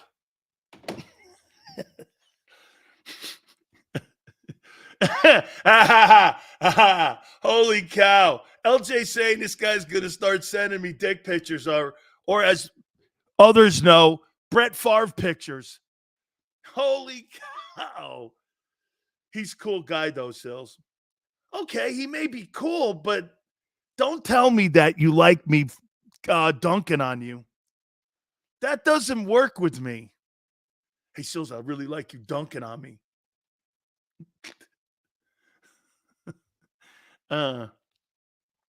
Get Mark on the show. Then I would be insulting Prince. I'm awake or you. Niner all day. I'd be insulting LJ. Come on, man. Sherlock Holmes is not coming on this program before those guys are. Or even Barb. Okay? Thank you, Dan. All my brothers in the room, WWE needs to add you, Dan, to the WrestleMania card. Anywhere The Rock can get you involved, it is in Philly. I know it's in Philly. I never thought of that. I know the folks at WWE too. Damn offices are right down the street from my house. I used to go down there and see them dudes all the time. Hogan lived right next door to us on Cove Road. That's no lie. My grandfather used to go, hey, there's Hogan. I'm not kidding, man. He lived right down there where I lived in Stanford, down in the Cove. Okay. Sills to Sherlock. How you doing? How you doing down there, little buddy? Oh, man. I'd pay to watch that. Throw my beer at Sills in the ring. They used to do that to me, LJ, in Austria.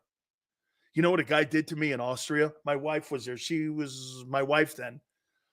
And when I wrestled in Austria, I think it could have been against Road Warrior Hawk. Guy goes like this. He had a pistol in his pocket. This guy's sitting ringside. Sills to Sherlock, how you doing down there, little buddy? I'm going like, this guy's got a gun. And people are drinking beer. This guy was gunning beers and had a gun on him. And I'm wrestling in Graz, Austria.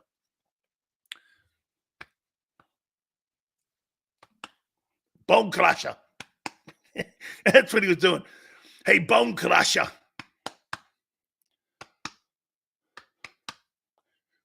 Coming for you. Hey, in that fenster. Gonna throw me through the window? Hey, in fenster. You're gonna throw me through the window? Ich dein sprechen Sie Deutsch? Little bit. Window, Fenster. In the Wasser, Fenster. You're going to throw me through the window into the water. Is that right? You know, Wasser. Hey, I don't know. Hanging around my uncle. Hit the like button. Tony Sakusa is going to join us. We're going to break down the NFL draft. Keep it here, National Football Show. Underdog Fantasy is the easiest place to play fantasy sports, and certainly the easiest when you're watching the NBA. And the NBA playoffs are almost here, and you can win money making picks. What are you waiting for? Sign up on UnderdogFantasy.com and use the promo code WIN. An Underdog will double your first deposit up to $100. That's UnderdogFantasy.com. Use the promo code WIN. Get ready for the NBA and get ready for the NBA playoffs. Go to UnderdogFantasy.com. Use the promo code WIN.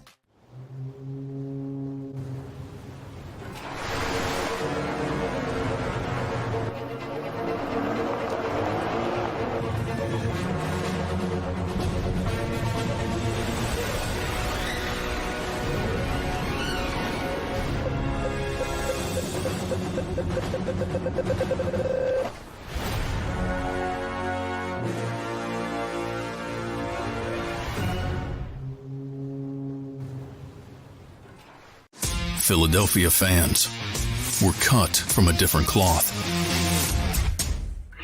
Born into a brotherhood and bonded to our team for life. We believe anything is possible because we've witnessed the impossible.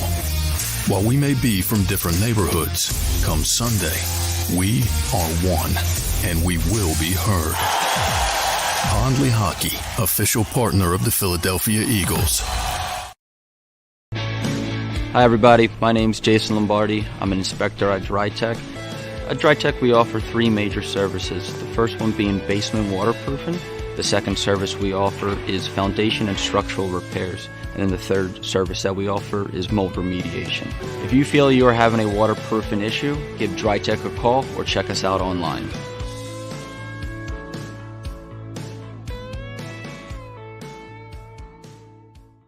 Mike Little was a union construction worker who was badly injured when he suffered a horrific fall because of someone's negligence. His life would change forever. It was just a real downward spiral with everything. Everything you do, and you're sitting home by yourself all day. You can't go out because you can't drive, you can't walk well. It was just a horrible situation.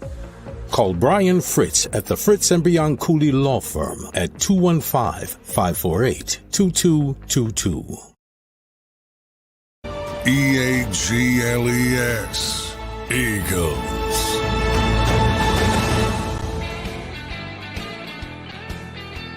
Okay, now I have to be careful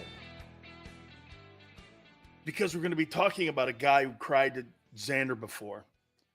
And so I have to be very careful. By the way, Tony Sakusa and I will break down the NFL draft, our good friend. Last word on college football. We'll talk with him at the bottom of the hour. Does a great job covering college football. So I have to make sure that I paraphrase, because what I don't want is I don't want an email going to my bosses from the Inquirer because I didn't paraphrase correctly.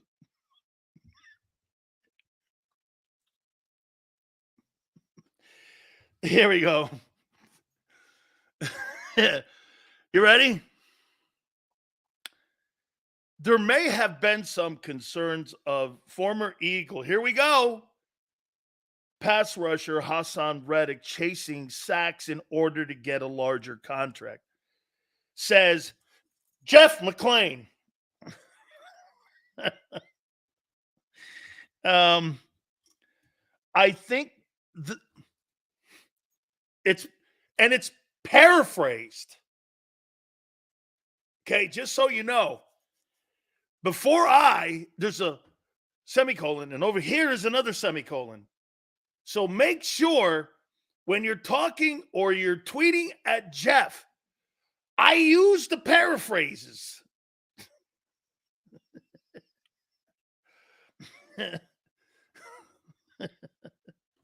Hold on. I forgot it. I got to do this in honor of him. There. Okay. Okay. I think there were some concerns about him chasing sacks.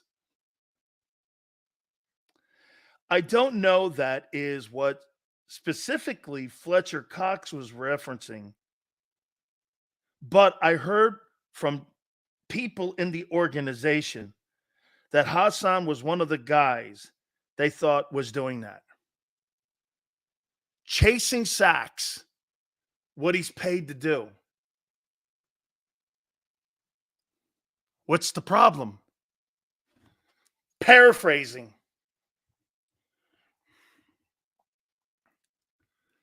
What's the problem? This is a dopey-ass comment. What else is he supposed to be chasing? Interceptions? I don't want him chasing interceptions. That's not what he does.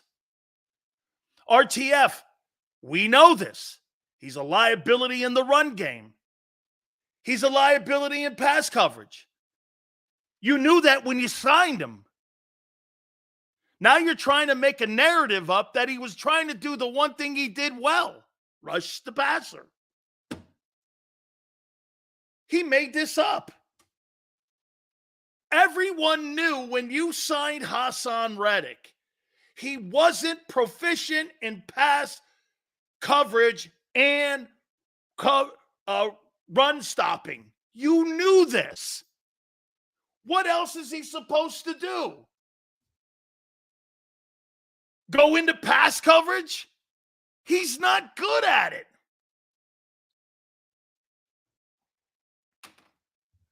What I don't get it. I'm not following along here. What's the story? Hey, Jeff, what's the story?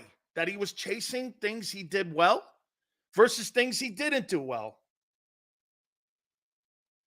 This has got Vic Fangio's name all over it. You're a liar, Sills. You're a liar. Now you got Jeff McClain with some sort of, what's the story? You knew this.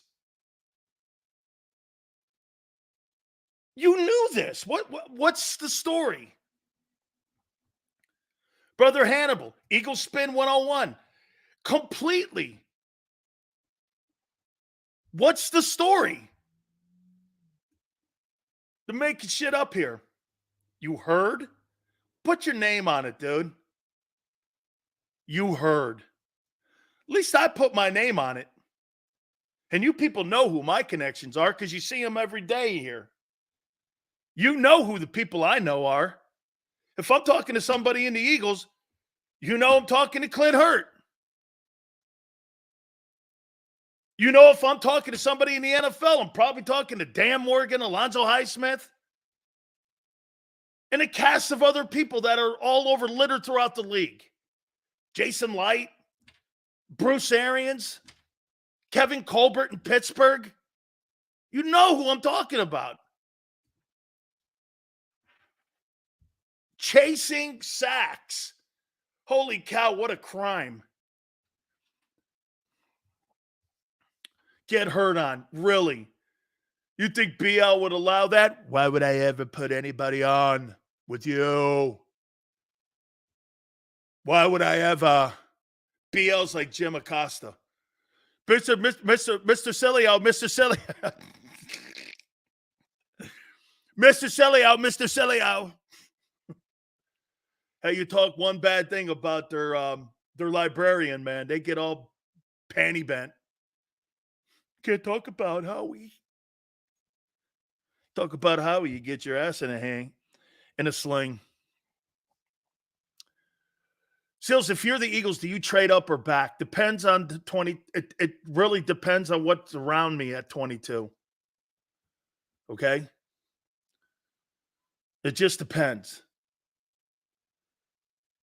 Texans built the draft, built off the draft. Eagles built their team off of free agents. And that's why the Joker that they're constantly changing things up and down every time. Dude, if Bowers is down there at 22, I'm grabbing the guy. Can you get Adam Schefter on? You know, I got his number. I probably should try. I haven't. I tried for Baldinger today, but he was packed. He's going to try to come on later in the week.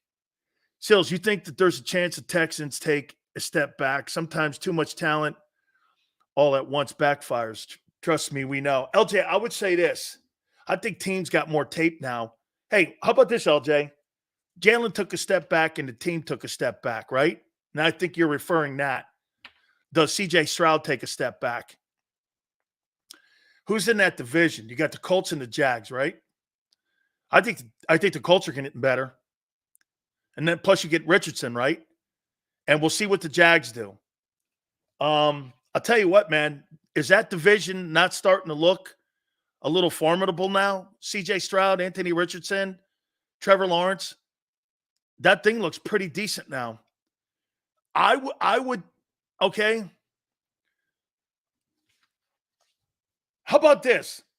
They may take a step back record-wise, but they may get better. Does that make sense? Okay. Senor, I'm not going to disagree that his career so far has been underwhelming. Okay? He's got to pick it up. He does. Stroud, Richardson, Lawrence should be good for the next decade. I think that division is got a chance to be exceptional.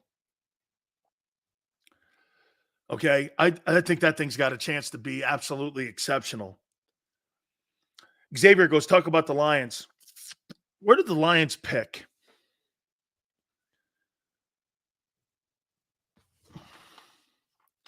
Detroit's got the 29th pick. Would they go receiver?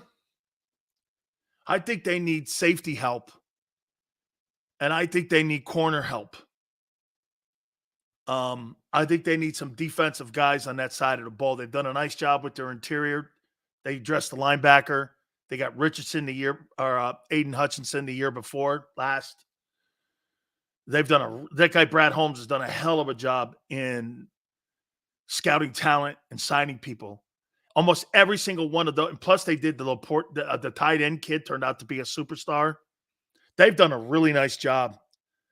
I mean, and now the deal is, what do you do with Goff? Are you going to pay Goff, what, 42, 45?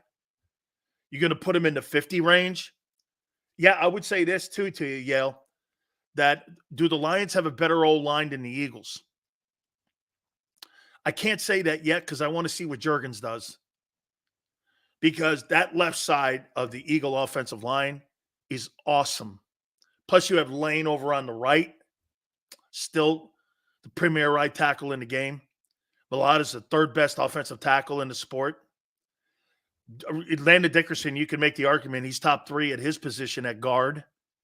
So you want to see. The only problem I have with the Eagles is in the middle, center right guard. They have not replaced Isaac Seumalo.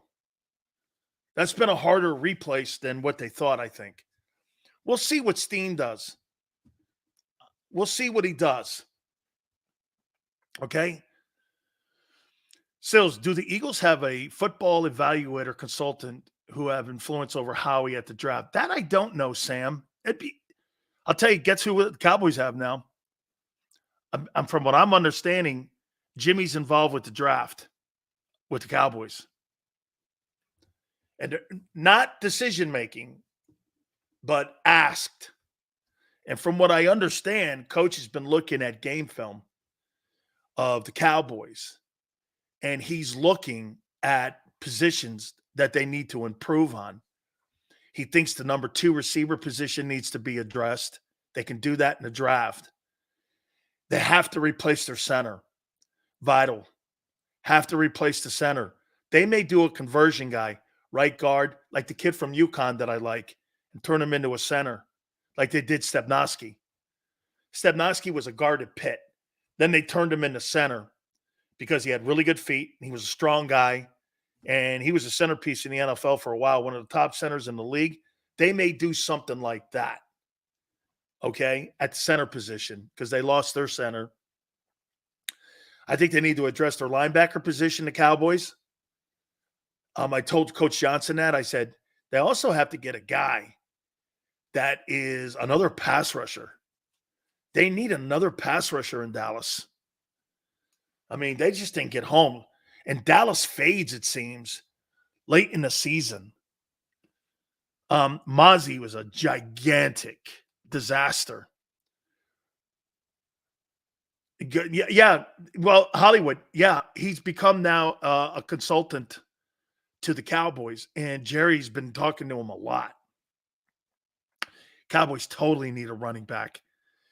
They could draft a kid from Texas. I think that kid will probably be in the second round.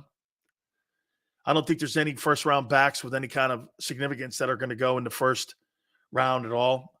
As a matter of fact, I don't really think that there's any running backs in the next 2 drafts, this draft and next year, that are going to be first-round talent. Okay? Every time I hear or read the word draft, I hate Howie that much more. Underdog. What's crazy is he's not horrible on the offensive side and in the lines. But when they start going into like edge rushing and corner and linebacker, they fail miserably. They just fail miserably. And what I don't get is how bad their player development is. I mean, the Eagle player development at those positions have been terrible. I mean, Nakobe Dean has been a bust since he got to the Eagles. You know, he was an often injured player when he was at Georgia. And now you even look at Nolan Smith, who was, I called him Casper the Ghost. Sometimes you see him, sometimes you don't. And he needed to show up a lot for them, especially late in the year when they needed bodies.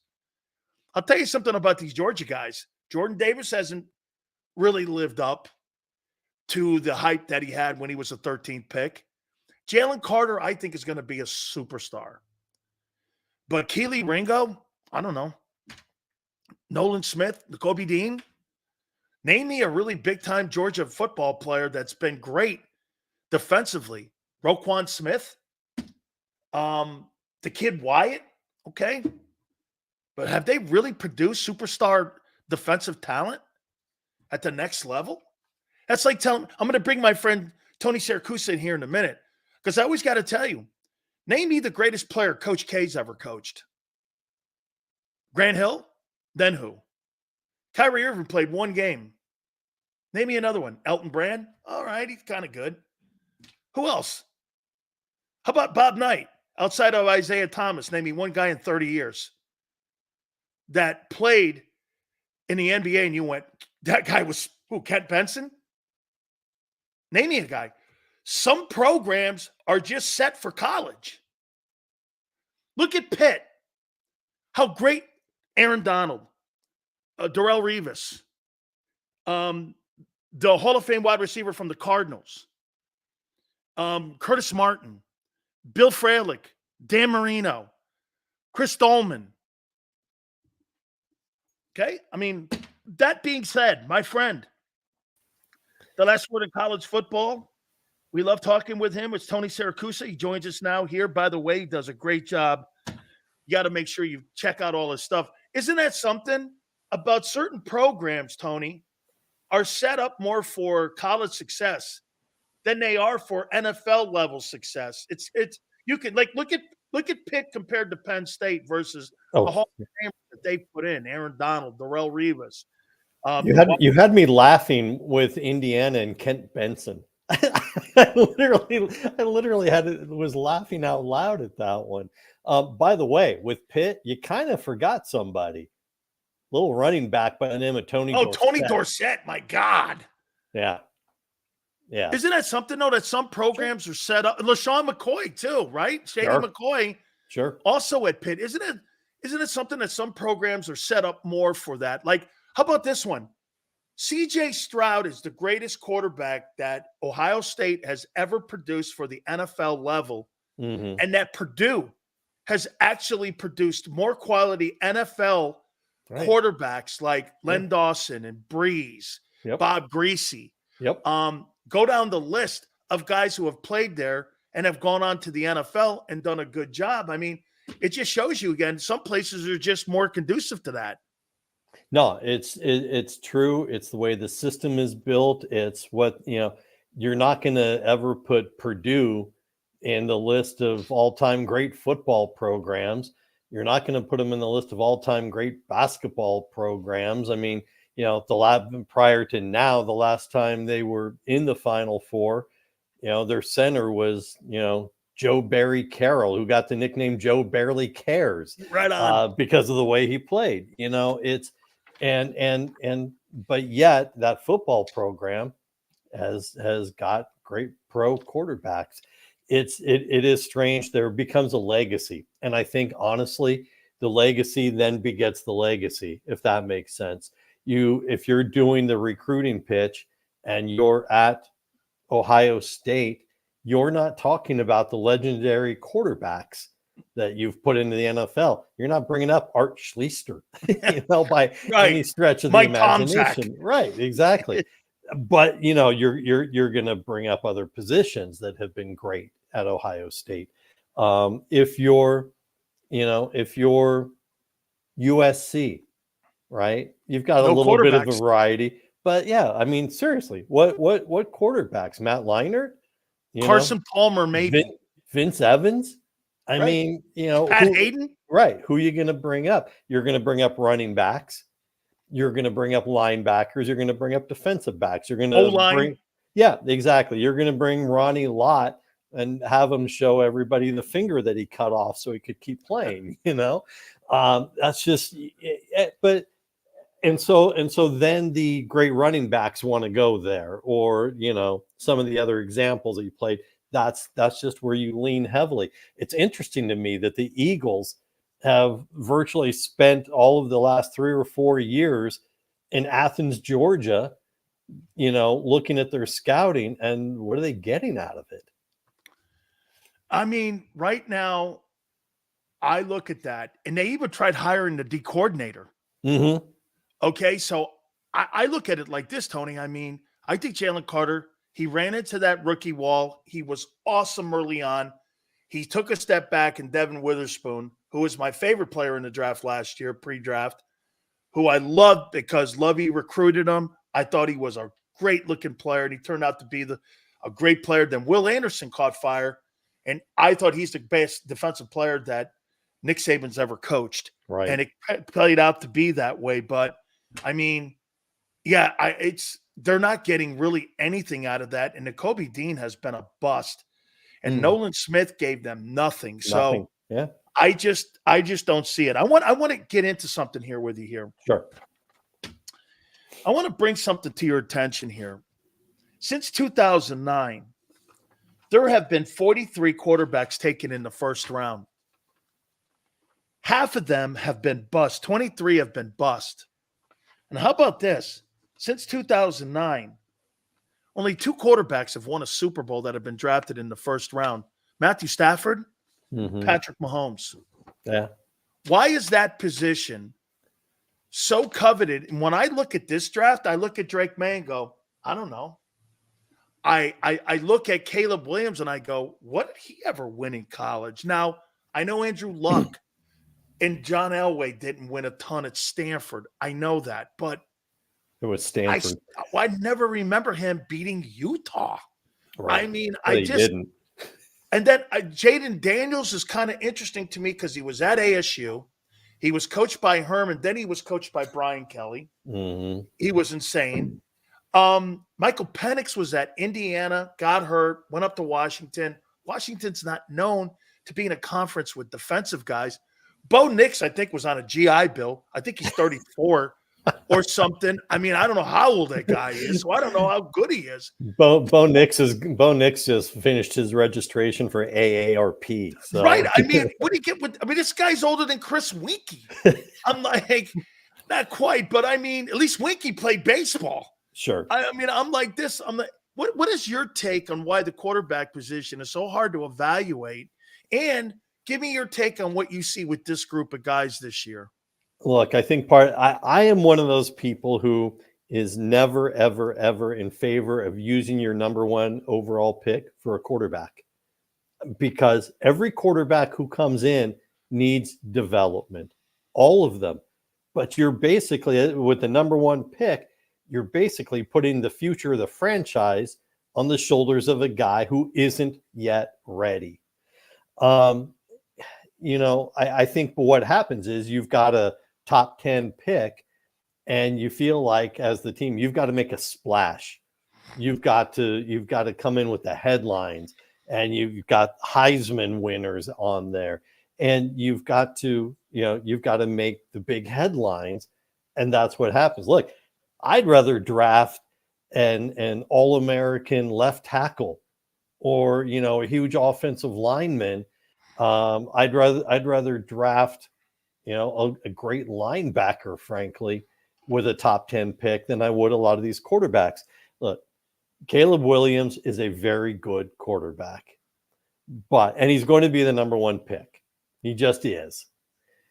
I sit there and look at it and say, is this guy really a generational quarterback? No. I don't see it. I really don't. His stats. Does that guy look like Andrew Luck to you? No. Look, he's a good player. He's a great threat to take off. He's got great running legs. He's got great running instincts. But he doesn't have the prototypical NFL size for a quarterback. I mean, he's 6'1", 210. And his mechanics when he's running tend to be, pretty much hit and miss. The mechanics start to fall apart when he's on the run, which is a huge part of being an NFL quarterback, right? We're not sitting back in the pocket going 1 Mississippi, 2 Mississippi, 3 Mississippi anymore, right? We're throwing on the run, we're rolling out, and he tends to be loose with the ball when he's on the run. You can't argue with his stats. He had 8,000 yards in his passing in his 2 years at SC, and the 72 touchdowns. But there's a lot of mechanical deficiencies and game instinct deficiencies. And I look at it and I'm like, why do I want to use my number one pick on this guy? Why don't I want to pick? And I'm just throwing out a name. I'm not suggesting this is who the Bears should take. But why don't I want to take Joe Alt from Notre Dame instead, who is an NFL-ready left tackle who's going to protect your quarterback for the next 10 years? I mean, why don't I want to buy some insurance for my quarterback instead? Drake May.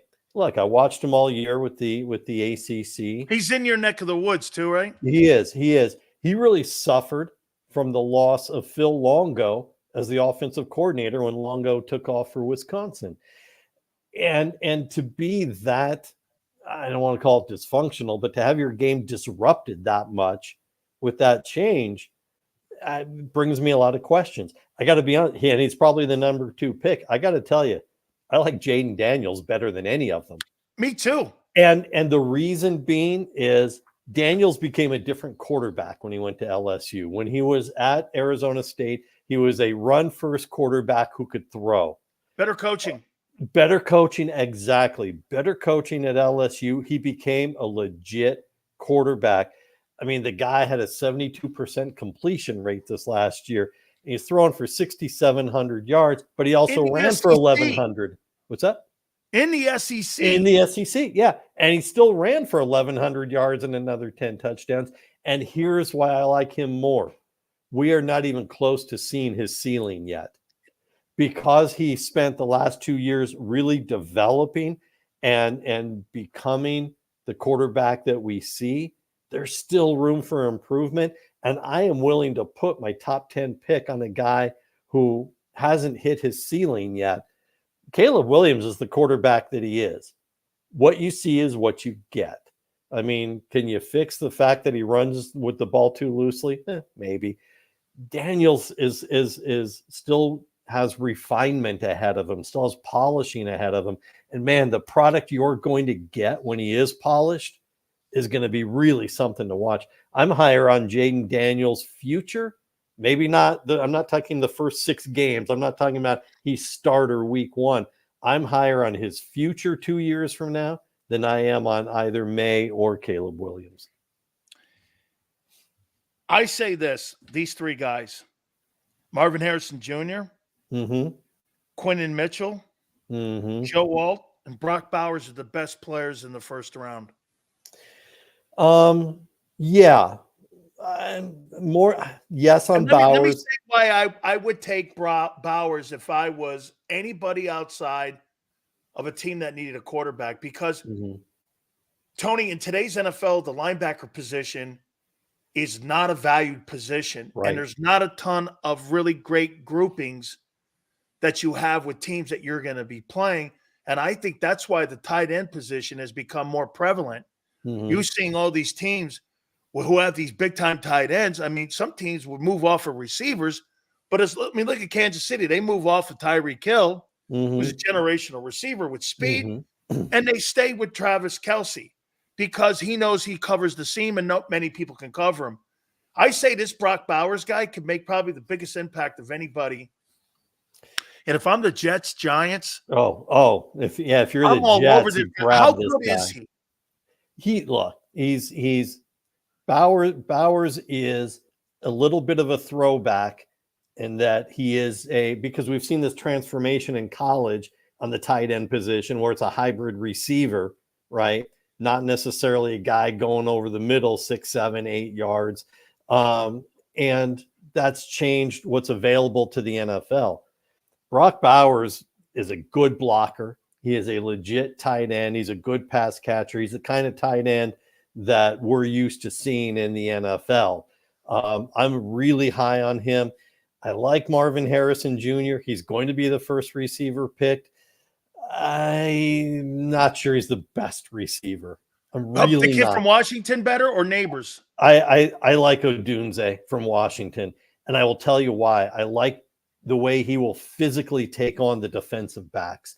I like the way that he will beat up a defensive back going for the ball. I like the fact that his hands are so immensely strong that he will pry it away from defense. He's not going to lose the 50-50 balls. You're a 6'2" defensive back. You're not taking it from this guy. I like Odunze a lot just because of his physical skills. When you look at all the offensive linemen, they're saying that this draft here is probably the best draft when it comes to linemen and even wide receivers. The one thing that you and me are pretty much around the same age. I would say when you and I first got into it and covering college football, running backs, O-line, those guys were always in the first round. They've made that switch now. Is it because more teams, you think, with these passing camps, these 7-on-7s, that it's now more prevalent to see big-time wide receivers? And for the fact, in the NFL, you get paid. The second biggest paycheck is wide receivers. Running backs don't get paid anymore. Is that why we're seeing that transition when we see these mock drafts, that there's like 10 receivers that could go in the first round, offensive linemen too? Yeah, I think that's a big part of it. The NFL has clearly devalued the running back position. And the trickle down then is into college, because you look at the running backs coming into the draft. Blake Corum, right? Jalen Wright from Tennessee, maybe Trey Benson from Florida State. I don't see a guy going before the middle of the third round. That was never the case 15, 20 years ago, right? The running backs were your bulwark. They were who you were going to build the offense around. We're now a game of speed and agility and quickness.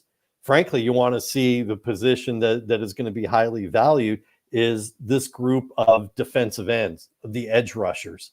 You look at a guy like Leatu Latu from UCLA, who was just freakishly athletic, or Jared Verse from Florida State, or Chop Robinson from Penn State. These guys are going to be highly valued in the draft.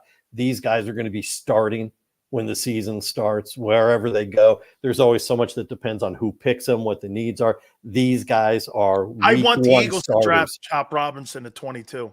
Yeah, Chop Robinson, man, that guy is absolutely terrific. And his athleticism, his quickness off the ball, that edge rusher now that you've got in college football is about being disruptive, right? Is about exploding into the backfield. And Chop Robinson, for a guy his size, I mean, for those who don't know, his nickname is Chop because he was nicknamed Pork Chop when he was a baby because he was born like 12 pounds. So they called him Pork Chop, and that just became Chop Robinson. But these guys are athletic freaks. And I think to your point about the 7-on-7 camps, that's where this stuff comes into play, is that it really benefits certain positions more than others. I got to ask you a couple college questions. Sure. And pro here with Jim Harbaugh.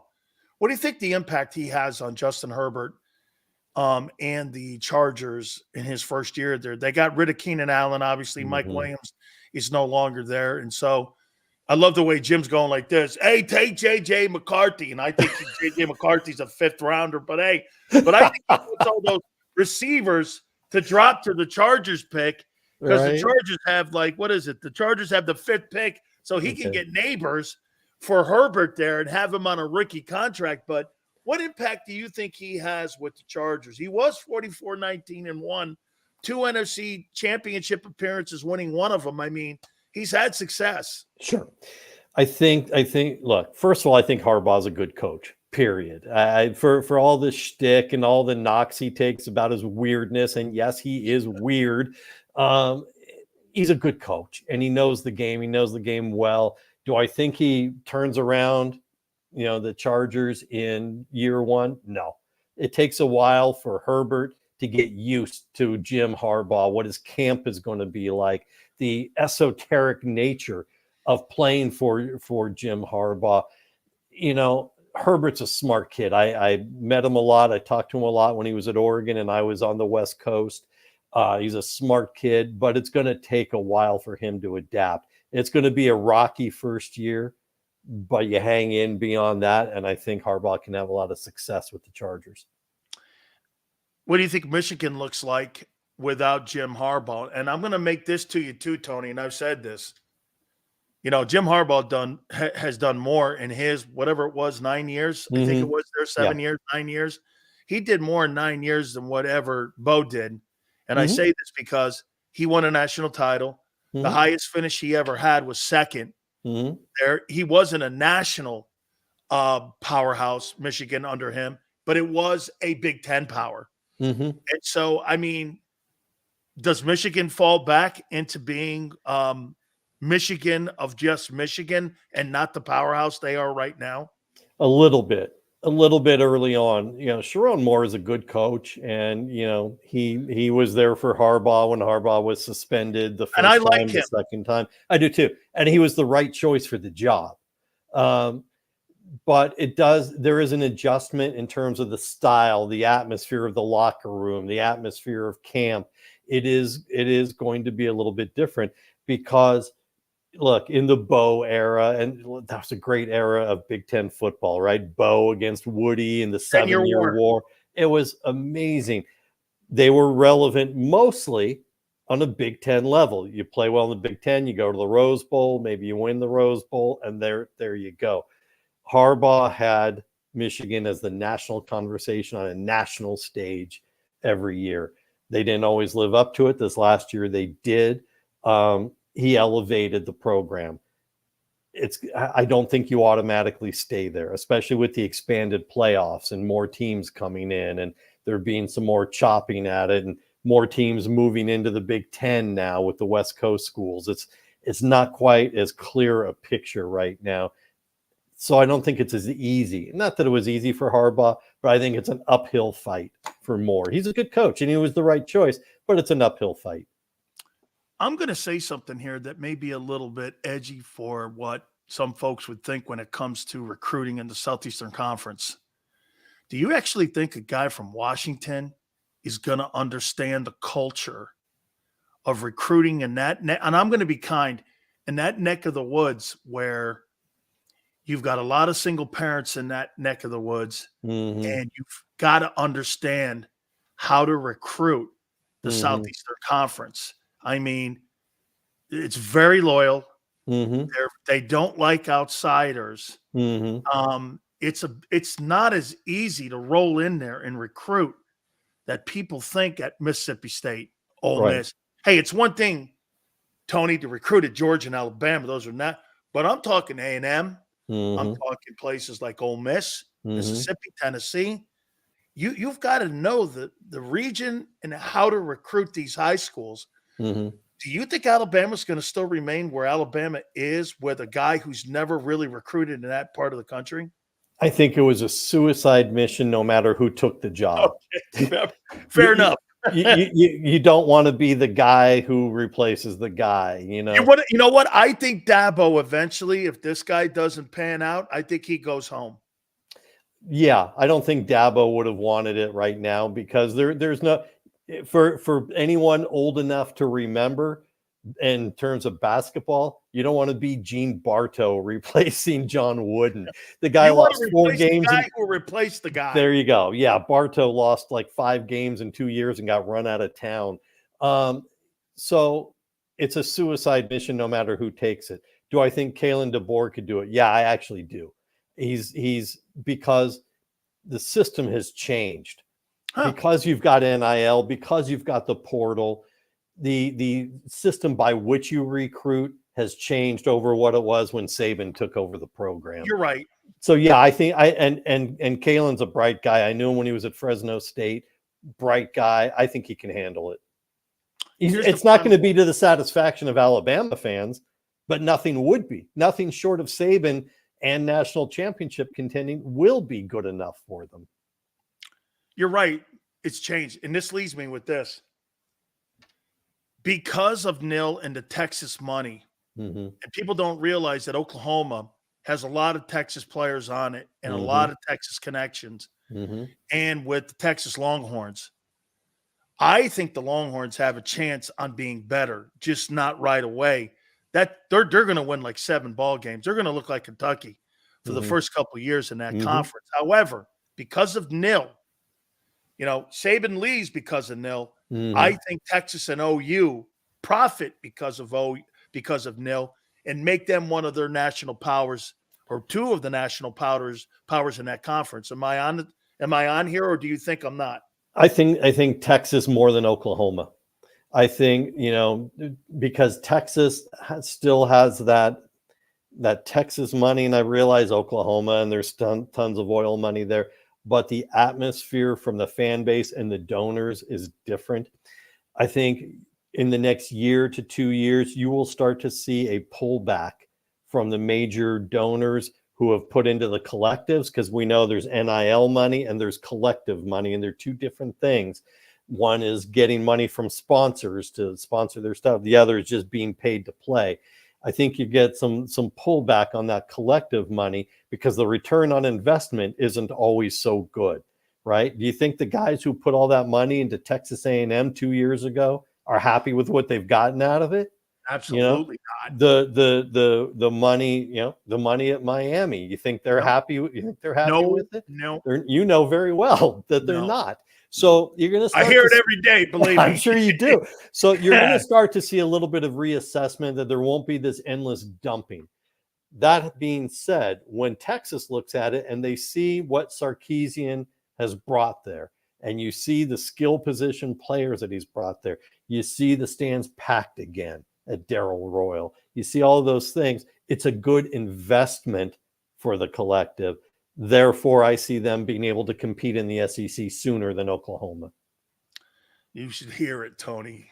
This guy, your boy sucked. And I'm like, I go, look, guys, man, if you guys think we're going back to my days, I think those days are long gone, man. They are. I just don't think that's happening, because nobody walked in there and recruited like Jimmy and Howard did. And nobody. True.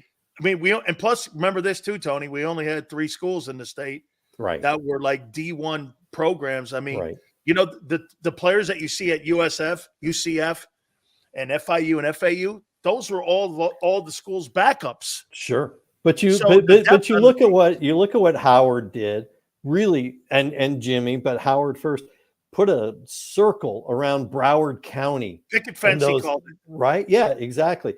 He owned. You know what we called it, Tony? We're going to recruit the state of Miami. Right.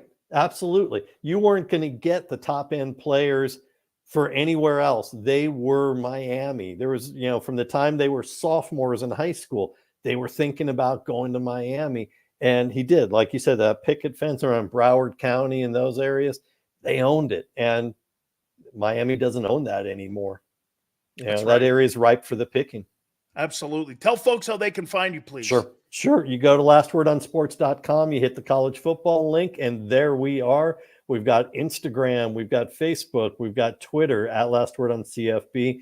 We are spending tons of time in college camps right now, in spring camps, going through position assessments on teams all across the country. Believe it or not, in about 12 days, the transfer portal opens up. And so we got 2 weeks of that as well. So we didn't have much of an off season with coaching changes and court cases and lawsuits. Our February never slowed down the way it was supposed to. So we're still full speed, brother. Thank you so much for doing this for me and spending the time. I appreciate it. Always glad to do it, man. Be well. You got it. Our good friend, Tony Sakusa, Last Word on College Sports. Hit the like button. We'll be right back. Keep it here, National Football Show. Underdog Fantasy is the easiest place to play fantasy sports, and certainly the easiest when you're watching the NBA. And the NBA playoffs are almost here, and you can win money making picks. What are you waiting for? Sign up on UnderdogFantasy.com and use the promo code WIN. An Underdog will double your first deposit up to $100. That's UnderdogFantasy.com. Use the promo code WIN. Get ready for the NBA and get ready for the NBA playoffs. Go to UnderdogFantasy.com. Use the promo code WIN.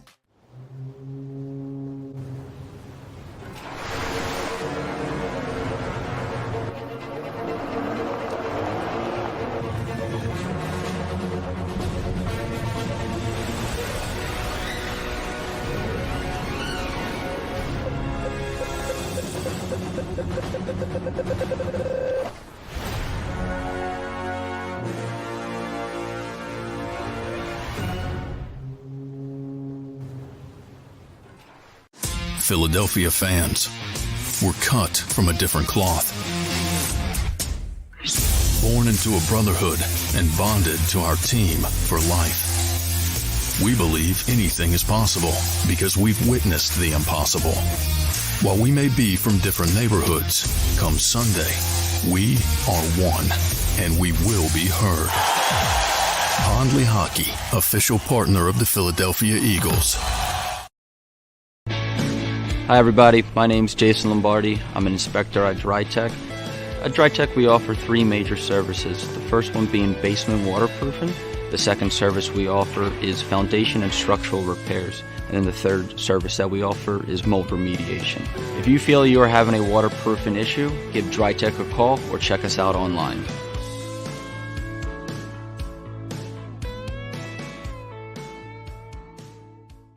Mike Little was a union construction worker who was badly injured when he suffered a horrific fall because of someone's negligence. His life would change forever. It was just a real downward spiral with everything. Everything you do, and you're sitting home by yourself all day. You can't go out because you can't drive, you can't walk well. It was just a horrible situation. Call Brian Fritz at the Fritz & Beyond Cooley Law Firm at 215-548-2222. EAGLES, Eagles.